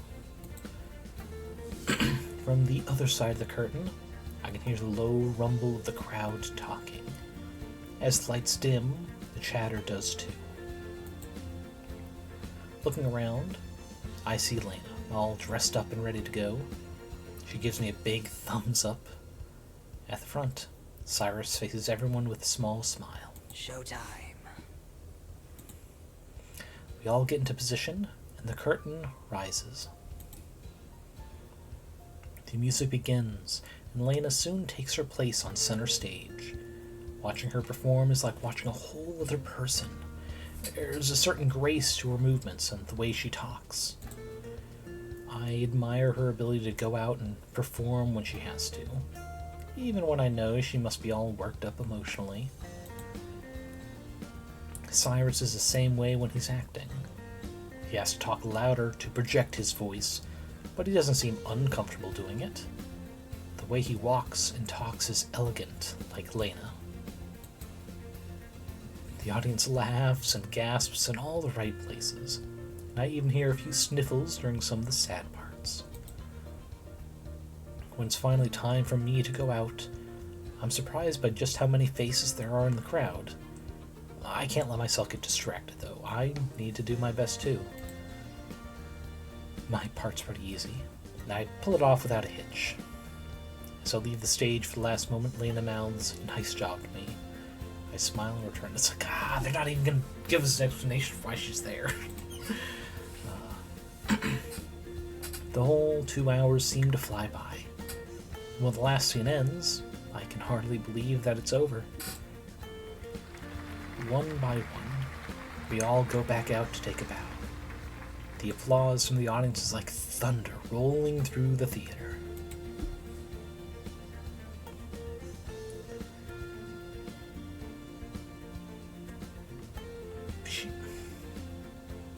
But she was a tree, right? Why is this referencing like a real play, and I'm just not cultured enough to know it? Because I thought, considering that he's got this, maybe it was a play on like Swan Lake or something. Because like there's the prince and like the princess cursed to be a swan during certain times. But also there's this tree that doesn't look dressed like a tree. I don't know. The last ones to return are the three main characters, including Lena and Cyrus. Wait, unless this isn't Mio. I assume because of the black hair. It makes more sense that's someone else, actually. But anyway, three main characters. As they take their place, the applause somehow gets louder with everyone rising out of their seats to clap. Confetti falls from the rafters as they look around, basking in the celebration. Lena's smile is huge, while Cyrus seems a little stunned by their reaction. The three of them link hands to take a bow, and then the rest of us join them one last time for a final bow all together. Throughout it, Lane and Cyrus never let go of each other. When everything is over, and everyone goes backstage to clean up and congratulate each other, I say goodbye to pretty much everyone except those two. I look around to try to find them, but I can't. Finally, the sound of a door opening catches my ear. Peek around the corner of a hallway to see Lena and Cyrus standing at a door to the outside, about to step out together. I'd say they've earned the right to leave early and skip out on the cleaning. As the door shuts behind them, I smile to myself. I think they're gonna be just fine.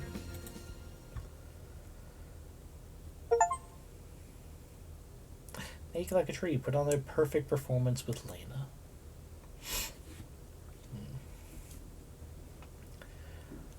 Even though Aspen shows up for breakfast, I'm too preoccupied to do much but eat and respond on autopilot. A quick save.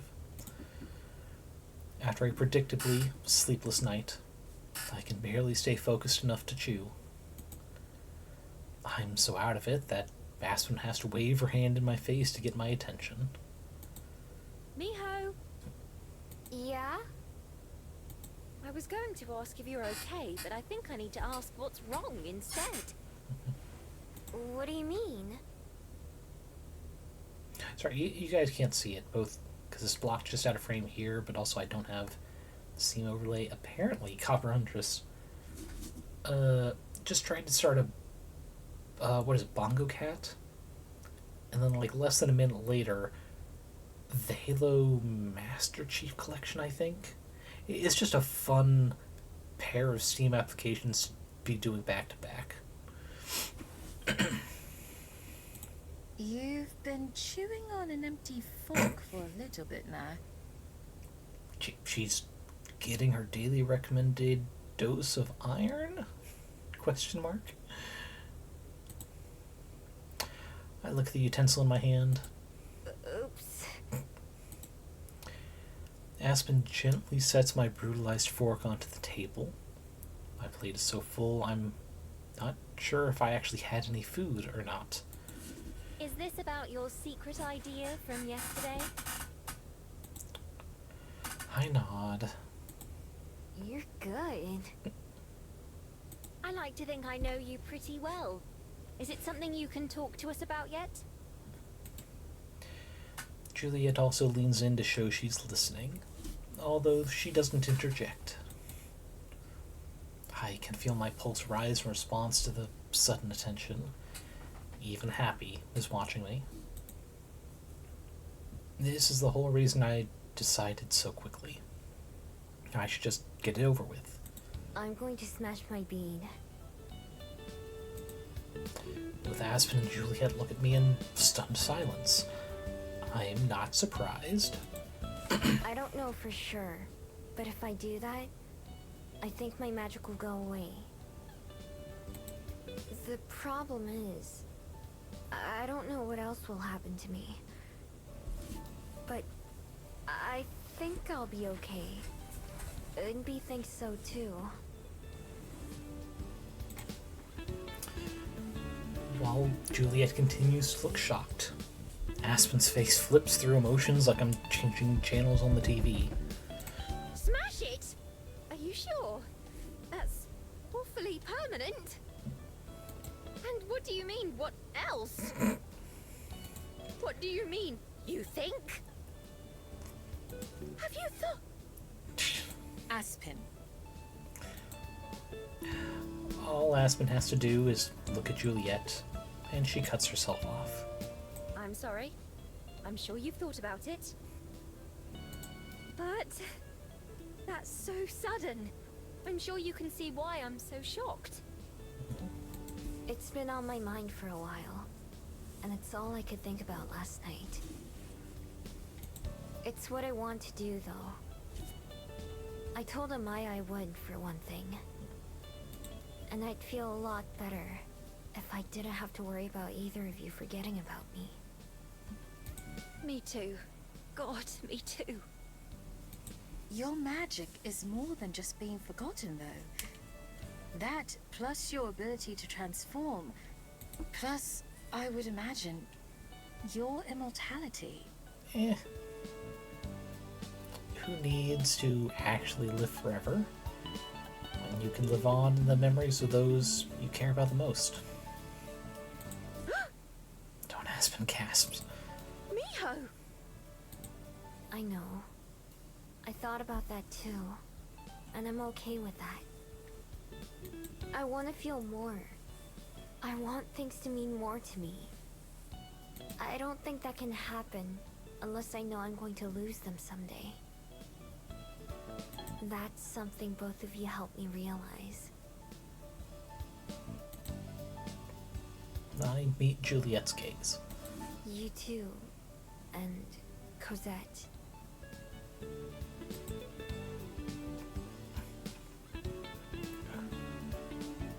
Her eyes go wide, then settle into motherly contentment. Closing her eyes, she nods in acknowledgement of what I said. Aspen grabs my hands, one in each of hers, holding them to her heart as she faces me. Miho, I don't know what to say. There's so much that I don't know if I could get through it all. So, I'll just trust you. I'll trust that you know what's right for you, and I'll support you in that. Always.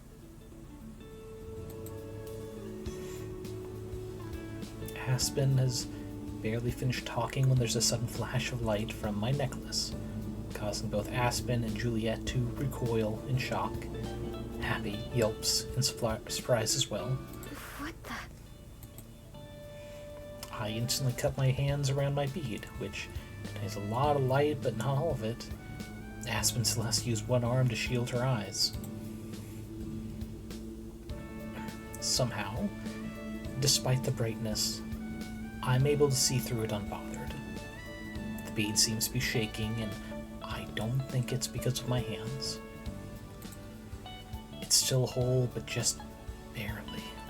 It's had its fill of whatever it was looking for. I can feel it. It's needy. The magic within it wants to burst free and escape. All three of us exchange a look, knowing that it's pointless to say anything else about the issue. Whether it's instinct or just my own inner strength, I grit my teeth and stand up. It's time.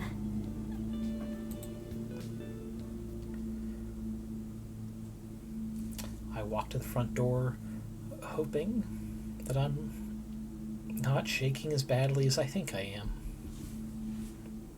Aspen, Juliet, and Happy are right behind me, but I don't look back until I'm out the door and standing in the sunlight.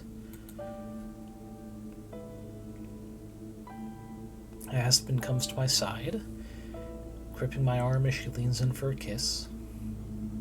Closing my eyes and focusing on the feeling of her against my side, I feel the storm in my belly calm down a little bit. Little claws dig into me as Happy stands up on his hind legs, pressing his paws into me as well. Juliet remains on the doorway, just out of reach of the sunlight. But I know she's watching anxiously too.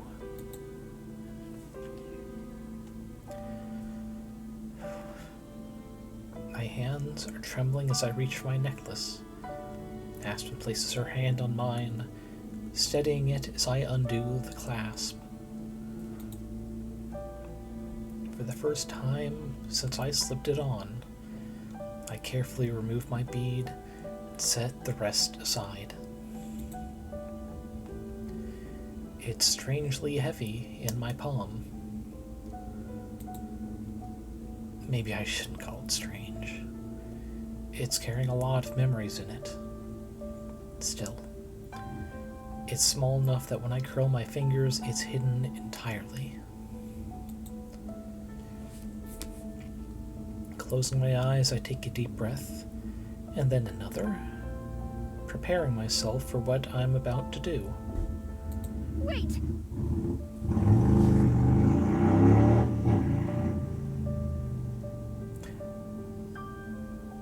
Glad that happened right then, instead of a minute or so from now when I might be more emotionally ruined by that motorcycle. My eyes shoot back open. Before you do, there's something I have to ask. I'd regret it forever if I don't. What is it? You can ask me anything. She looks conflicted. I have no idea what her question could be.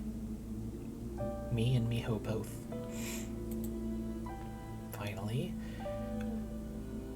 Finally, she copies me, closing her eyes and taking a deep breath before snapping her gaze to mine.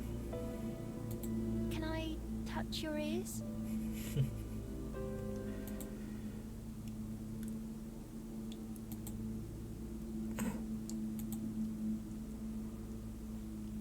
Live scruggly pup reaction. Huh?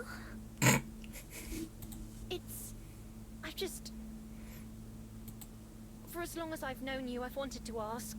But it seems so rude, so I kept putting it off. I can't put it off anymore, though. I mean, this is true. What if this is the last time she's able to, see and speak with Miho? But also, wow, priorities. I take a second to process what she said, and then I burst out laughing.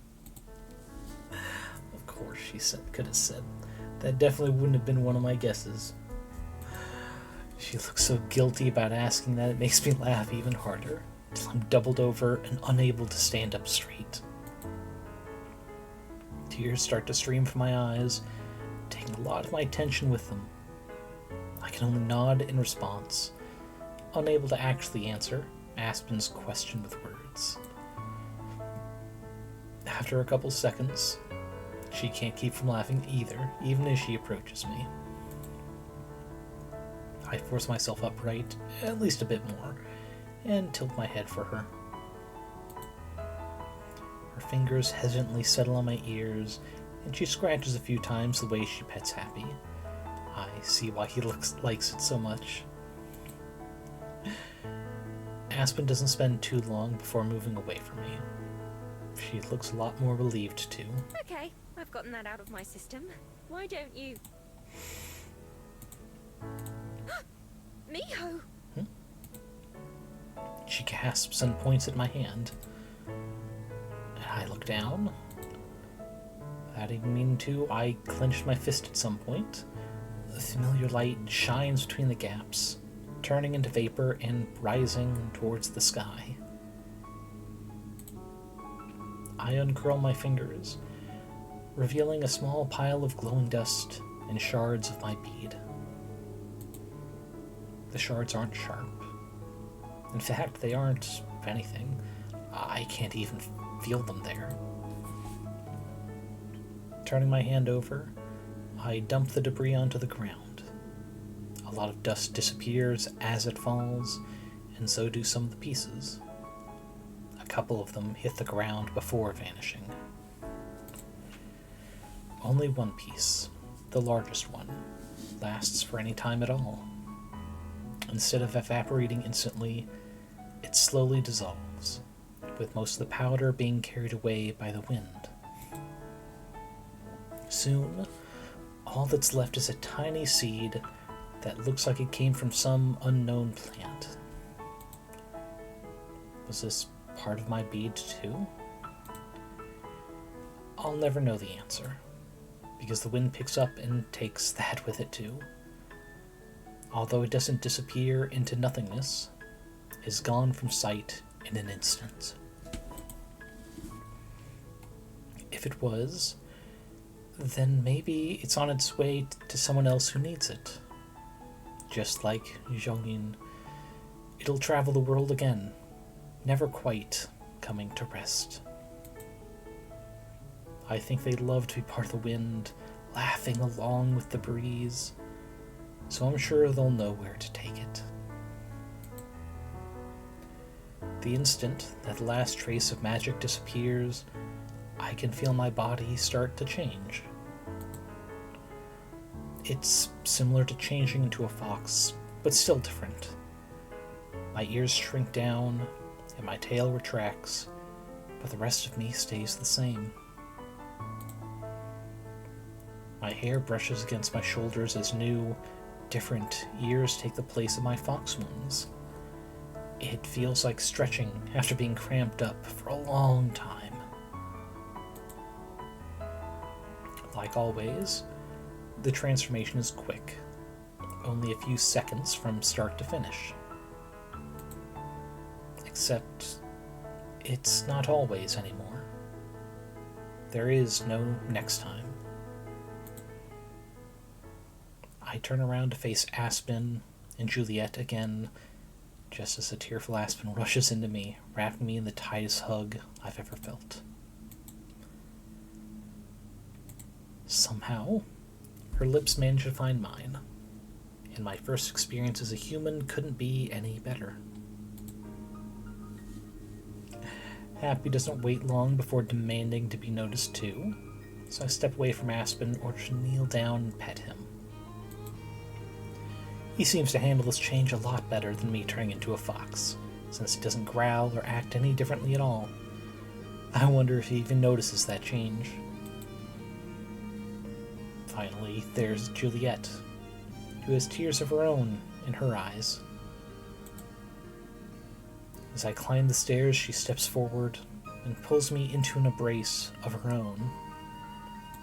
Congratulations, Miho. Thank you for everything. She lets go of me, and then steps further back into the house and away from the sunlight. The rest of us go inside too. I feel strangely normal. Other than being a bit dizzy, I feel exactly the same as I did 5 minutes ago. Even the dizziness will probably go away once I get used to not having a tail. I'm not sure what I was expecting being human to feel like. I thought it would at least feel like something. I don't mind being wrong about this one. I know that I'm right about the human part, though. The same intuition that's guided me my whole life tells me that. That's reassuring as well. I'm still me through and through. We go back to the kitchen, which also seems absurdly normal. I feel like I should at least do something to celebrate or commemorate the occasion, but really, just being able to go on with my everyday life feels like a reward itself. Like Lena leaving the Bell House, maybe it'll hit me harder later on, after the novelty is worn off. Right now, I'm just excited to keep living.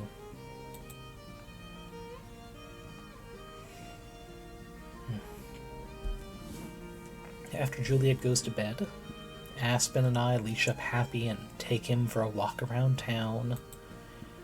I notice a few differences, like not being able to smell or hear quite as well as I could before. I don't mind, though. The trade-off is more than worth it. My first day as a human isn't too different from my last few days as a Gumiho, and that's just fine with me. Aspen stays as late as she can, and when she finally leaves to return to her own apartment, she does it with a promise to meet up again tomorrow. That night, lying awake next to Happy, I look out my bedroom window at the city I've come to know so well. I'd started to take the view for granted, but I'm going to have to unlearn all of that. I really want to be grateful for what I have, since someday it'll all be gone.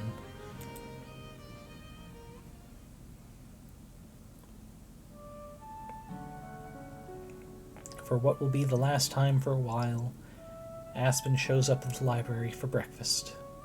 It's been our routine ever since I came to Wellington, and it's bittersweet that it'll be coming to an end. An ending is just a chance for a new beginning, though. So, tomorrow's the big day. That's right. I don't know how I'm going to sleep tonight. I don't know if I'll have time to sleep tonight. At least you'll have plenty of coffee to drink in the morning. That's true. As long as no one drops the coffee maker or something. Look, bigger problem is if anyone decides to lift the coffee maker that high, you know? It's like, they tend to be stationary for a reason. They're heavy and expensive. Oh, here I go again. I keep imagining 100 things that could go wrong. I'm sure there are a million things that will go right. Yeah, it'll be great. And if not, think of it like this. Unless someone achieves something really, truly great, or incredible, most things that go well are not that memorable. Not talking about like first loves, first kisses, or anything like that, but a day where everything just kind of goes right. I mean, why would you need to remember it? If nothing in particular goes spectacularly awesome, it's not memorable, it's just another day. And so too will all the minor inconveniences be forgotten. The greater mistakes may stick with you, but that doesn't mean they're more important than all the days where nothing in particular happened. Thanks. I'm sure you're both right. I just can't help being me. That's why I know it'll go well. Happy and I hang out in the kitchen while Aspen and Juliet browse around to find books for Aspen's reading corner. Once she has a few picked out, Juliet heads to bed, and Aspen rejoins the dog and me. She picks up her purse, where she left it on the counter earlier, and sits down. So, after your bead broke yesterday, it gave me an idea for a secret ritual of my own. She shakes the bag, and I can hear paper crinkle inside. Oh, like magic? No magic, just superstition, I guess you could call it. Or symbolism, something along those lines. Nothing wrong with that. Let's do it. You don't even know what it is yet. So, it's something you want to do, and that's enough for me. I hope you're up for a bit of a walk then, because I'd like to go up Mount Victoria. Okay, bit of a hike. I'll go get Happy's leash. On the way up to the top of the mountain, we talk about everything except why we're there.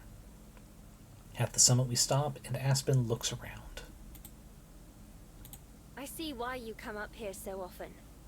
I'm glad the new store is closer. I could do with a few more chances to clear my head. I'm glad you like it up here too. I know it's not a secret or anything, but it feels like my place. I know what you mean. That used to be the library for me. Used to? It's special in a different way now.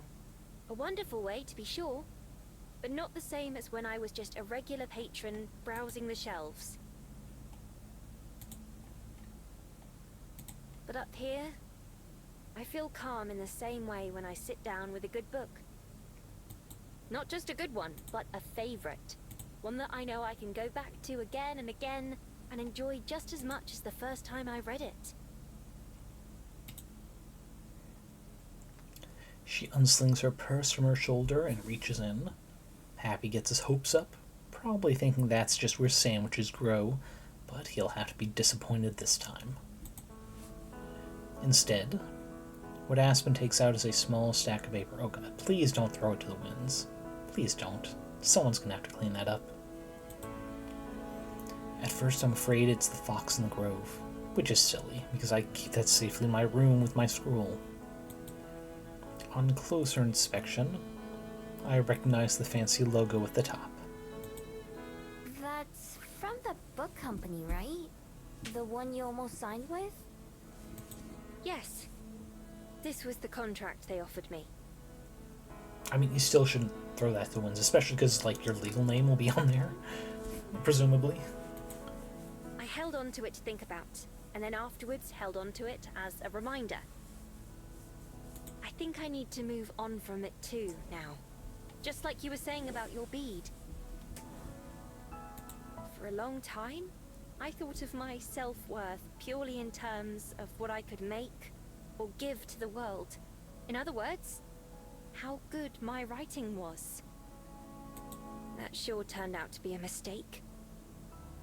I always knew it was, of course. Still, once you're that far into the hole, it can be tough to dig yourself back out. I have you to thank in part for that. For helping me find my own strength that I needed. That's why I don't need this anymore. Not as a reminder or a motivator. I don't need it to tell me what I'm worth. From top to bottom, Aspen rips the papers in half. Then she tucks those into a pile and rips them again. Then she rips those. She holds out her handful of shredded paper like I held out my shattered bead. Just like then, the wind eagerly picks up the pieces and carries them away out to sea. Still littering. Still littering. They toss and flutter in the wind, scattering directions before they're even past the edge of the mountain. Aspen watches them go, hand still outstretched, not to bring them back, but to keep them away. In just seconds, they're gone from sight. I tore up the rejection letters too. The ones I'd been keeping in my box, envelopes and all. I saved a copy of my manuscript instead. That's what I really want to look back on someday and smile about. Not to forget the bad, but to remember the good too. I'll always associate it with these days here with you, and with the new store, and everything else. I think those will be much happier memories to keep, don't you? I do. I never want to forget how I feel right now either. Or any of my time here. I don't think we will. I'm not sure how we could.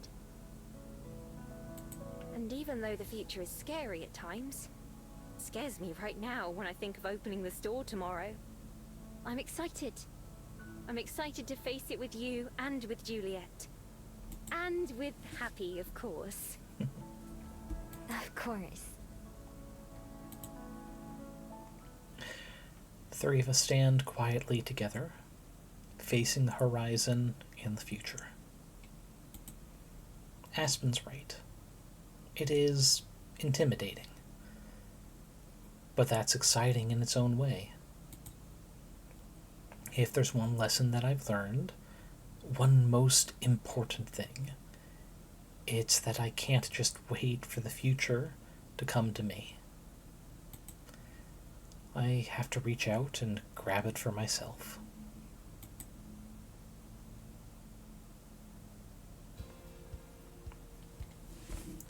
Arriving at the new Bell House, it's immediately obvious that Aspen didn't need to worry about no one showing up. Juliet and I are there an hour early, but we're not even the first to arrive. There's already a small line of people waiting when we get there, box of Aspen's requested books in tow.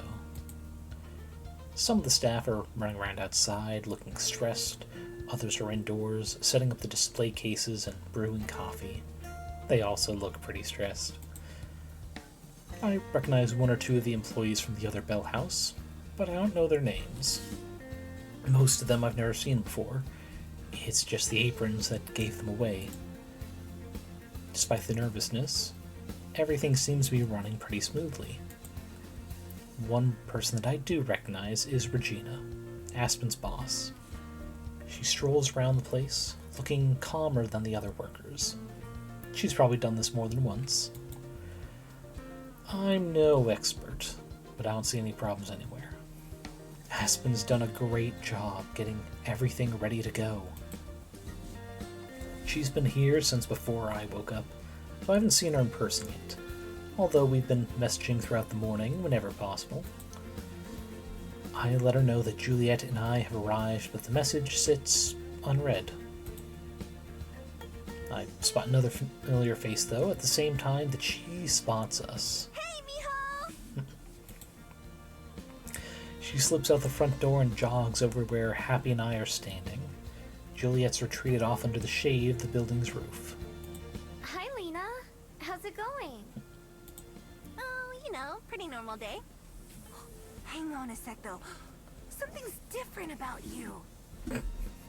Yeah.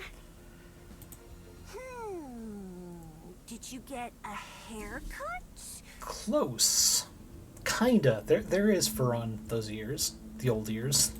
Wait, no, I see it. Don't tell me they gave you an haircut, too!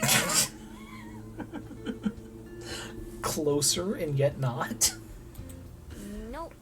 They went away on their own. I broke the bead that gave me my magic, and so now I'm just a regular human.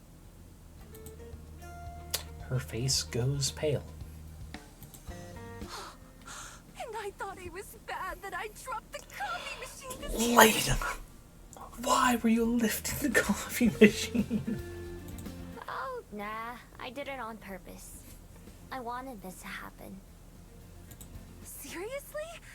Why would you do that? Because I got tired of people forgetting about me all the time. I want to be able to live a normal life, even if it's one that has an end. I'm starting a new job soon too. One that I couldn't do if nobody remembered me.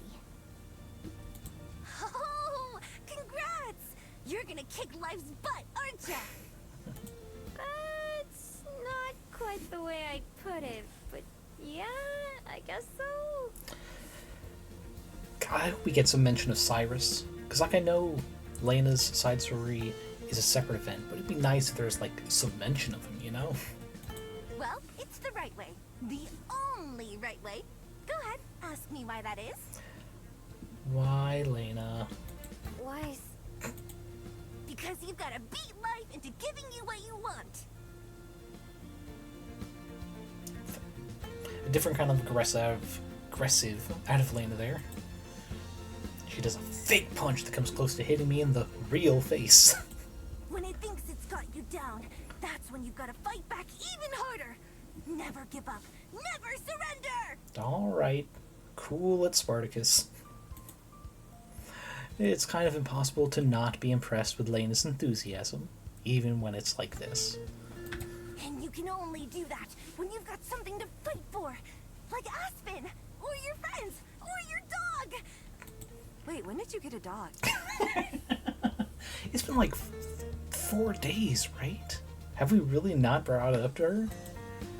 This is Happy. I've had him for a few days now. He does look happy. What's his name? No, that is his name. Happy. I have a feeling I'm going to have to do a lot of this in the future. Still, I like the name. I guess you could say it makes me happy too. Once Lena finishes introducing herself to the dog, she finally notices the box of books on top of the wagon that we brought. Oh, are those for Aspen? I'll take them in and let her know you're here. Although she might be busy until after she cuts the ribbon. That's fine. Thanks for letting her know. I'll be with Juliet. Got it. I pass the wagon's handle to Lena, and she rolls around to the back entrance. Happy and I go wait next to Juliet, not too far from the line to get in. She adjusts her parasol to give us a bit of extra shade, too. What do you think? I'm quite impressed with what they've done here.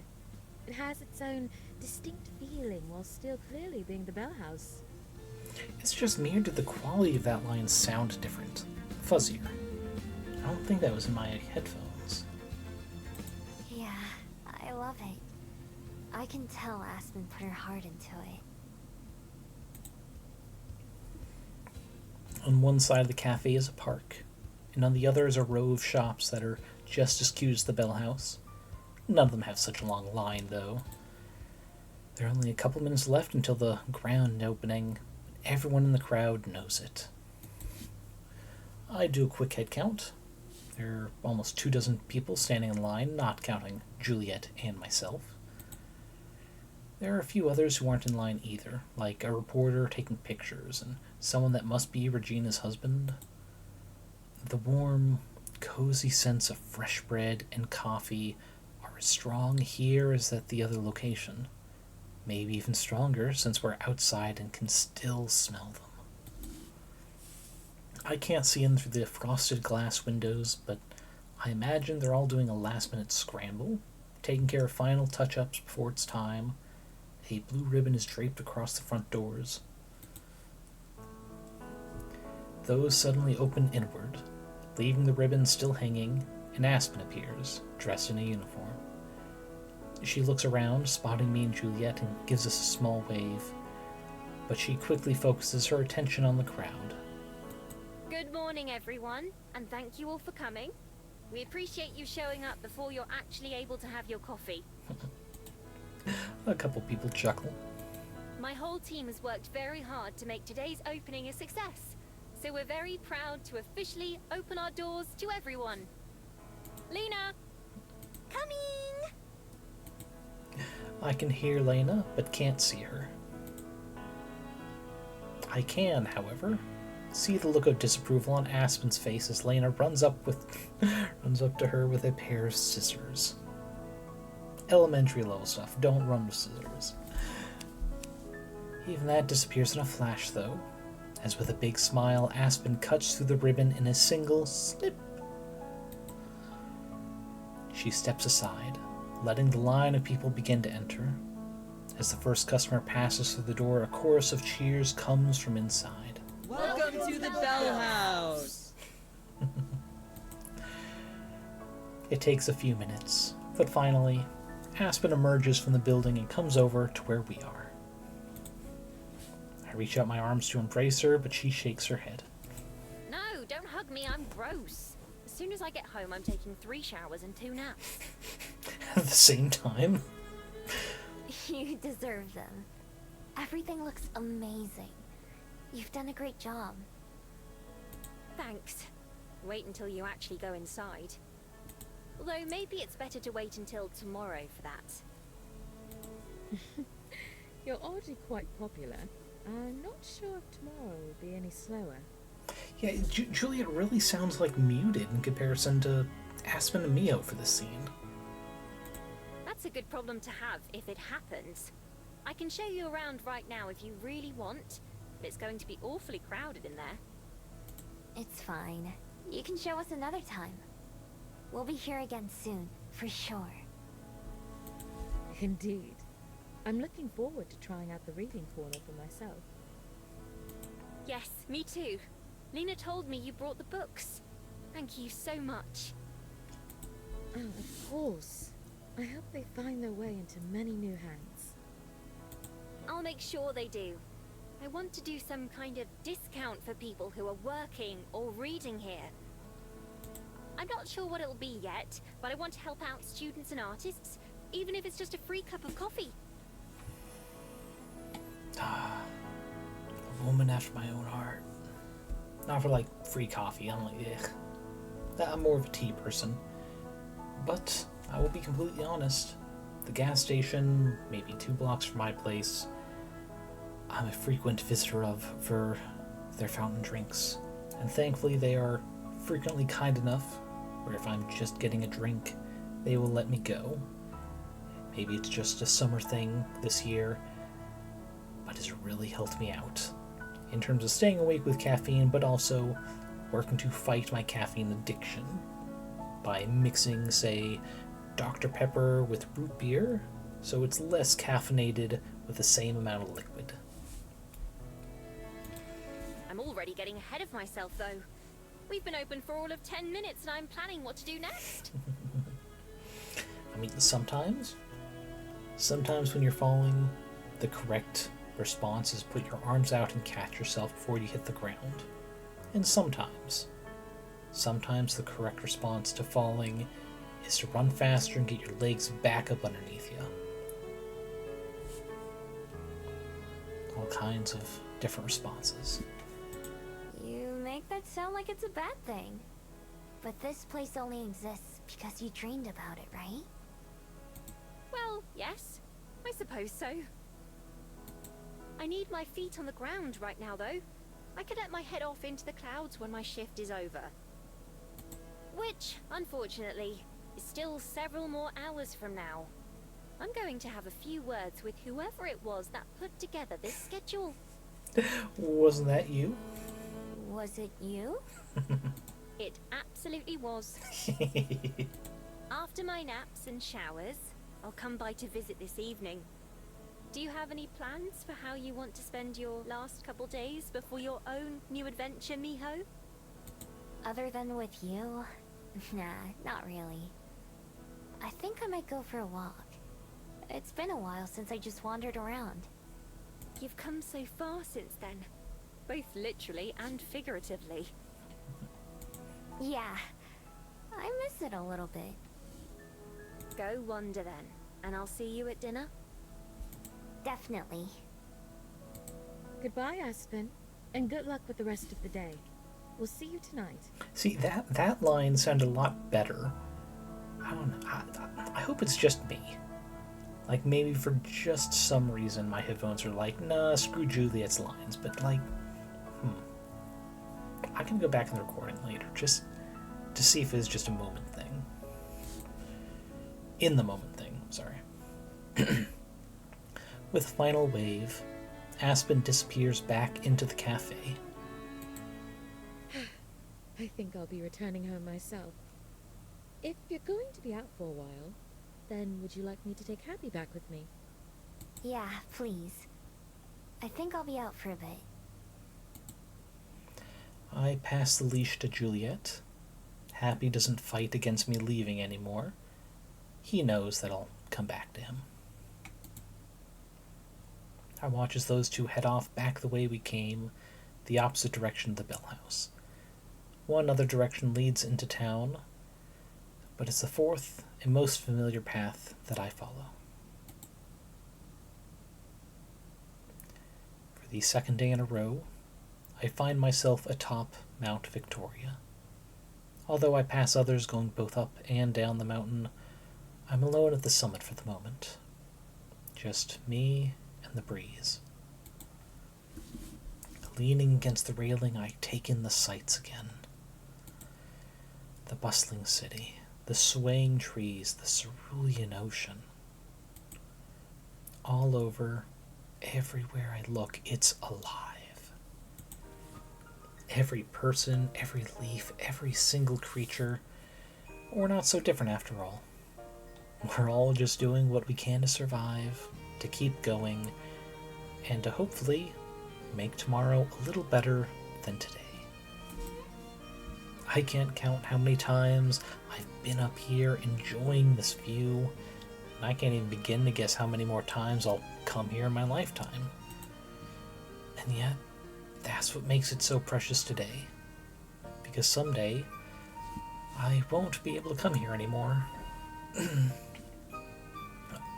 All I'll be able to do is think back and remember how it made me feel. So I'd better feel as much as I can while I can. Even now, I can spot things that are different from yesterday. I passed different people on the way up here. Different boats dot the glittering horizon. Different airships come and go. as much as it feels like it sometimes, and as much as I used to believe it was true, nothing ever really stays the same. From the streets to the sea, and even myself. Like clouds, we grow and change until someday we disappear. There's a noticeable absence where my necklace hangs, but it isn't the aching kind of loss that feels like something's gone when it shouldn't be. Instead, it's more like nostalgia, missing something but knowing I can't go back to it, that the world and existence I'm thinking of doesn't even exist anymore. Maybe it never did. I've been to so much of the world without really seeing any of it, after all. There's plenty of time to fix that, though. Years and years to enjoy to the fullest. Excuse me. At the end, I hope to feel the same way Jung-in did. Surrounded by the people they loved, and content with the life they had lived. Maybe, like them, I'll continue to exist in some way still, in the thoughts and stories of everyone that I care about, and that cared about me.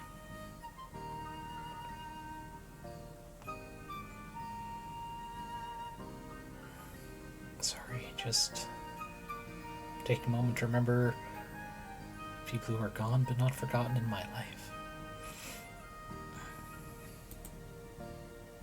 For someone who's not used to being remembered, a legacy like that doesn't sound too bad.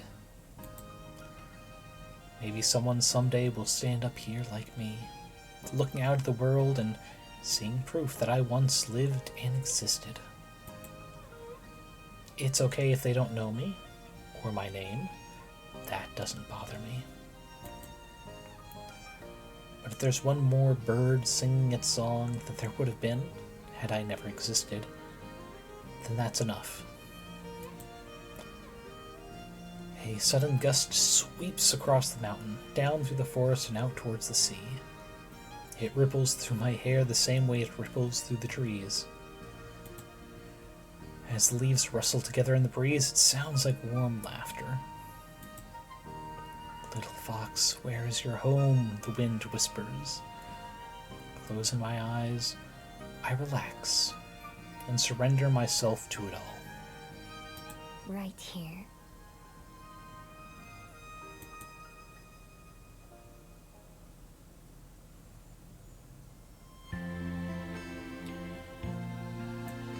Gonna turn the game audio back down. So, there's Please Be Happy.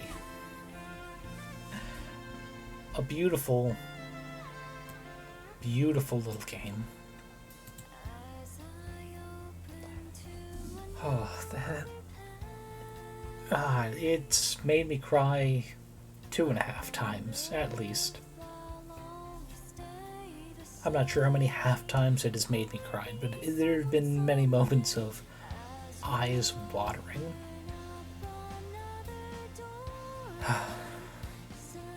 Delightful. At minimum, 9 out of 10 would recommend for anyone who likes soft, slow romances. The setting was nice.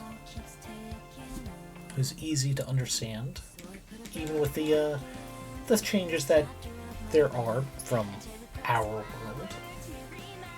There's enough familiarity that we wouldn't have to delve in or have a separate lore document to understand, but also a few, I don't want to say anachronistic things, but things that didn't fit perfectly, that made theorizing about how different things are outside the purview of the game and what it covered interesting as well.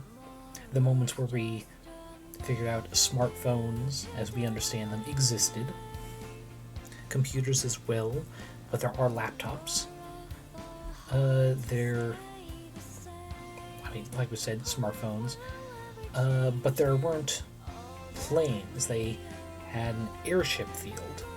even marked on the city map. It's too small to have been a place where a large proper plane could land safely. And we're also on a floating island. However, that affected technology as well. It's...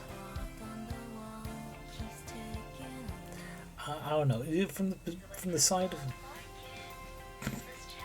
loving of our dear friend Penta, that's adorable.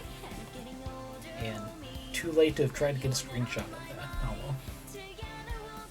I didn't know the credits to this little Polaroid style image thing. So I find it very funny that I did this in my the YouTube VOD thumbnails. What was I saying though? Shit.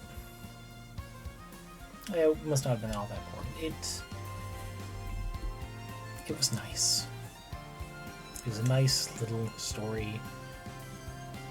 And if my playing of this helped get some other people interested in doing it themselves, even if there aren't a huge selection of choices you can make, I hope some of you do go and support the company, get a copy of this game, and are curious enough to go try The Route with Juliet.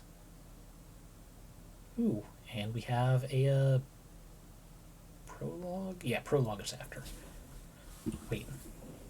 No, prologue is before epilogue. Epilogue is after.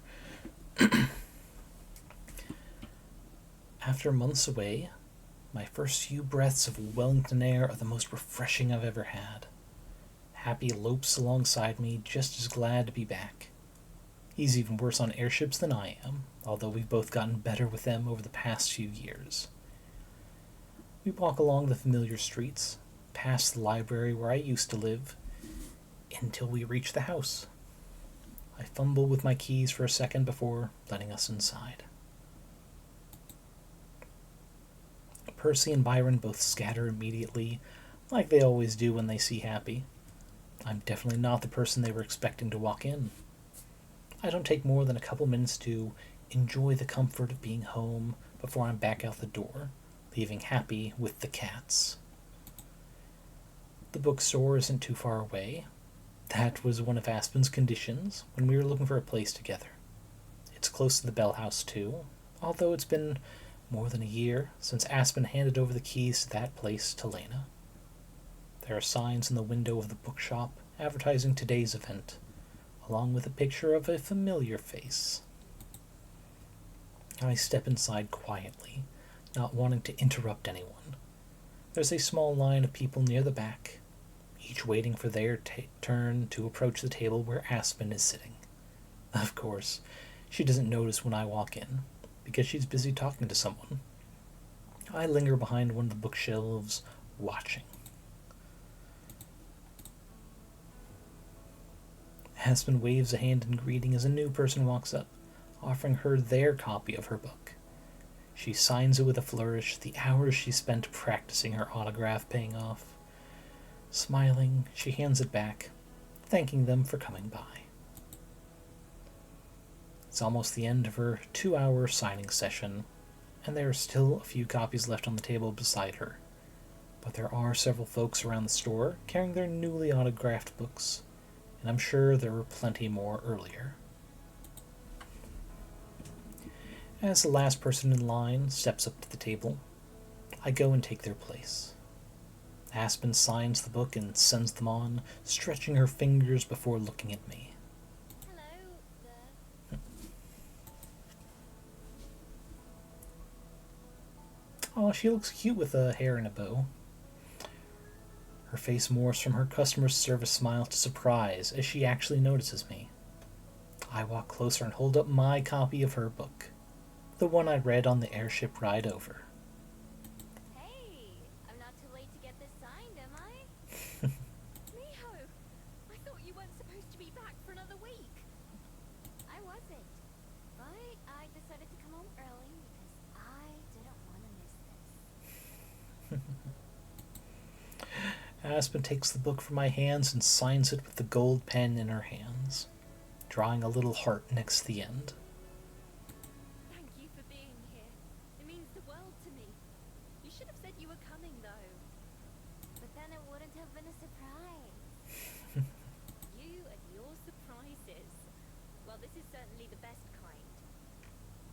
the signing go?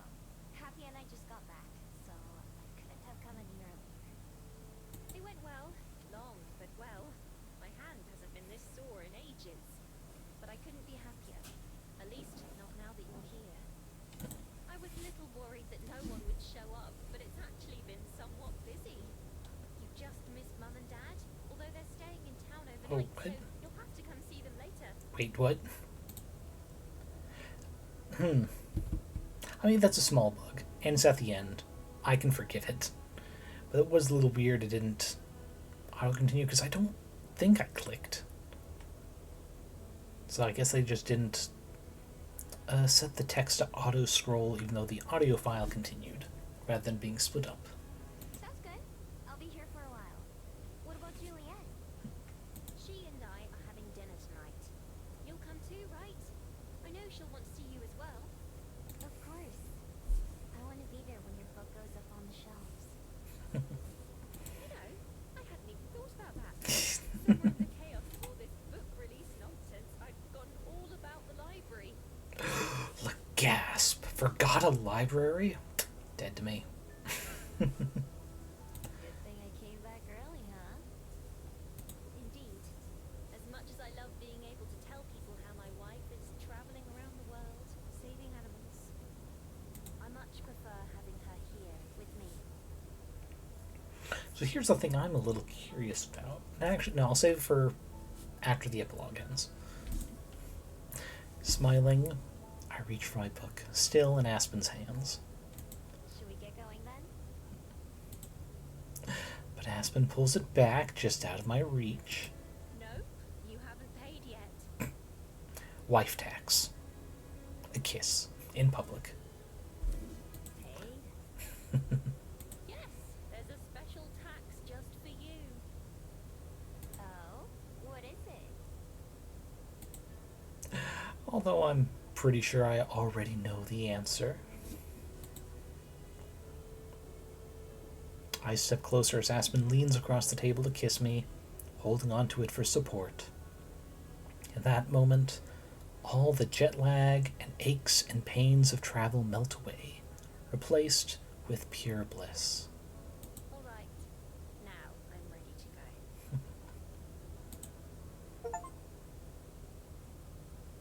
Chief Aspen's wild ending. Wait, are there multiple endings for each of them? I knew there were at least two because the two beauties I get to choose from. Is there multiple? I'm gonna have to look up into that. But yeah, that is Please Be Happy. Now the one question I had, because this ending in Aspen's scene in particular, there's mention of Miho traveling the world saving animals. Does that mean there's a different profession we switch to? Or do we just stick with library perhaps in Juliet's route? Do we give up our powers in Juliet's route, or do we instead figure out a way to stop the people forgetting us thing? Because like I had theorized, I mean, there was that one student who came to Wellington who was able to remember us despite multiple days passing between meeting. And I thought that maybe it's just because we shared enough about ourselves that they just didn't. So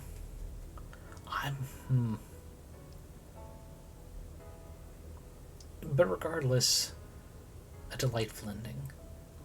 I got a few ideas for the thumbnail for this YouTube video that I'm definitely gonna have to get done before tonight is over, or I will forget. But that's that. Thank you all for joining me today. Stream is ending an hour earlier than normal. I guess I can't do more Please Be Happy Thursday because we reached the end. What was that other game I got recently? We'll do Dungeons & Degenerate Gamblers. That's something we could probably do a run, maybe two, in a couple hours. It's a nice little roguelite. Honestly, the same little demo showcase summer event or whatever that Balatro came out, Dungeons & Degenerate Gamblers was also at that same event. And it's very much the same. It's a card-based roguelite similar to Balatro, but rather than trying to achieve higher and higher scores with each round, you are instead trying to get the end of this route, which more or less the same, at least the rooms. But there are various different decks you can unlock, and cards you can get added, little trinkets to modify things, and so on. I've done a few runs, but it seems like a good short notice thing to do. But in the meantime, today's stream is over. Let's go to the BRB screen and find someone to read into. Though I have someone in mind, if they are still going. Let's see. Oh, I guess I closed the window. Okay. New window.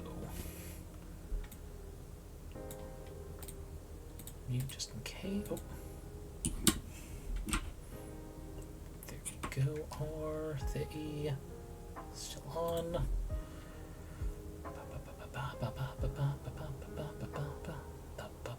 Yes. I am seeing Maddie. Maddie the Alchemist doing some Remnant with Scarlet Magus. Can just listen in real quick, make sure there's not. Alright, let's wrap up this for later. Did that? Okay, it loaded some other streamer I didn't recognize for a second. I was like, what?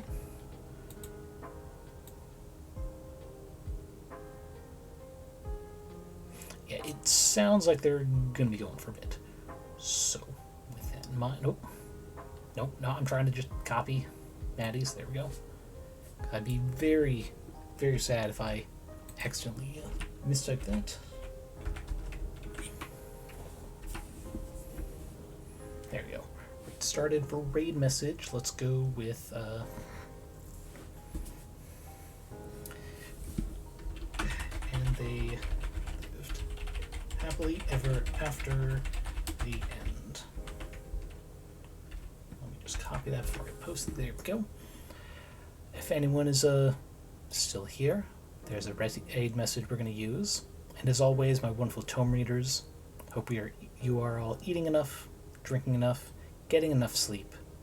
Take care of your body so your body can take care of you. And take care. Life may be hard, your luck may be down from time to time, but things can always change if you meet the right people or find the right place. I'll see y'all around.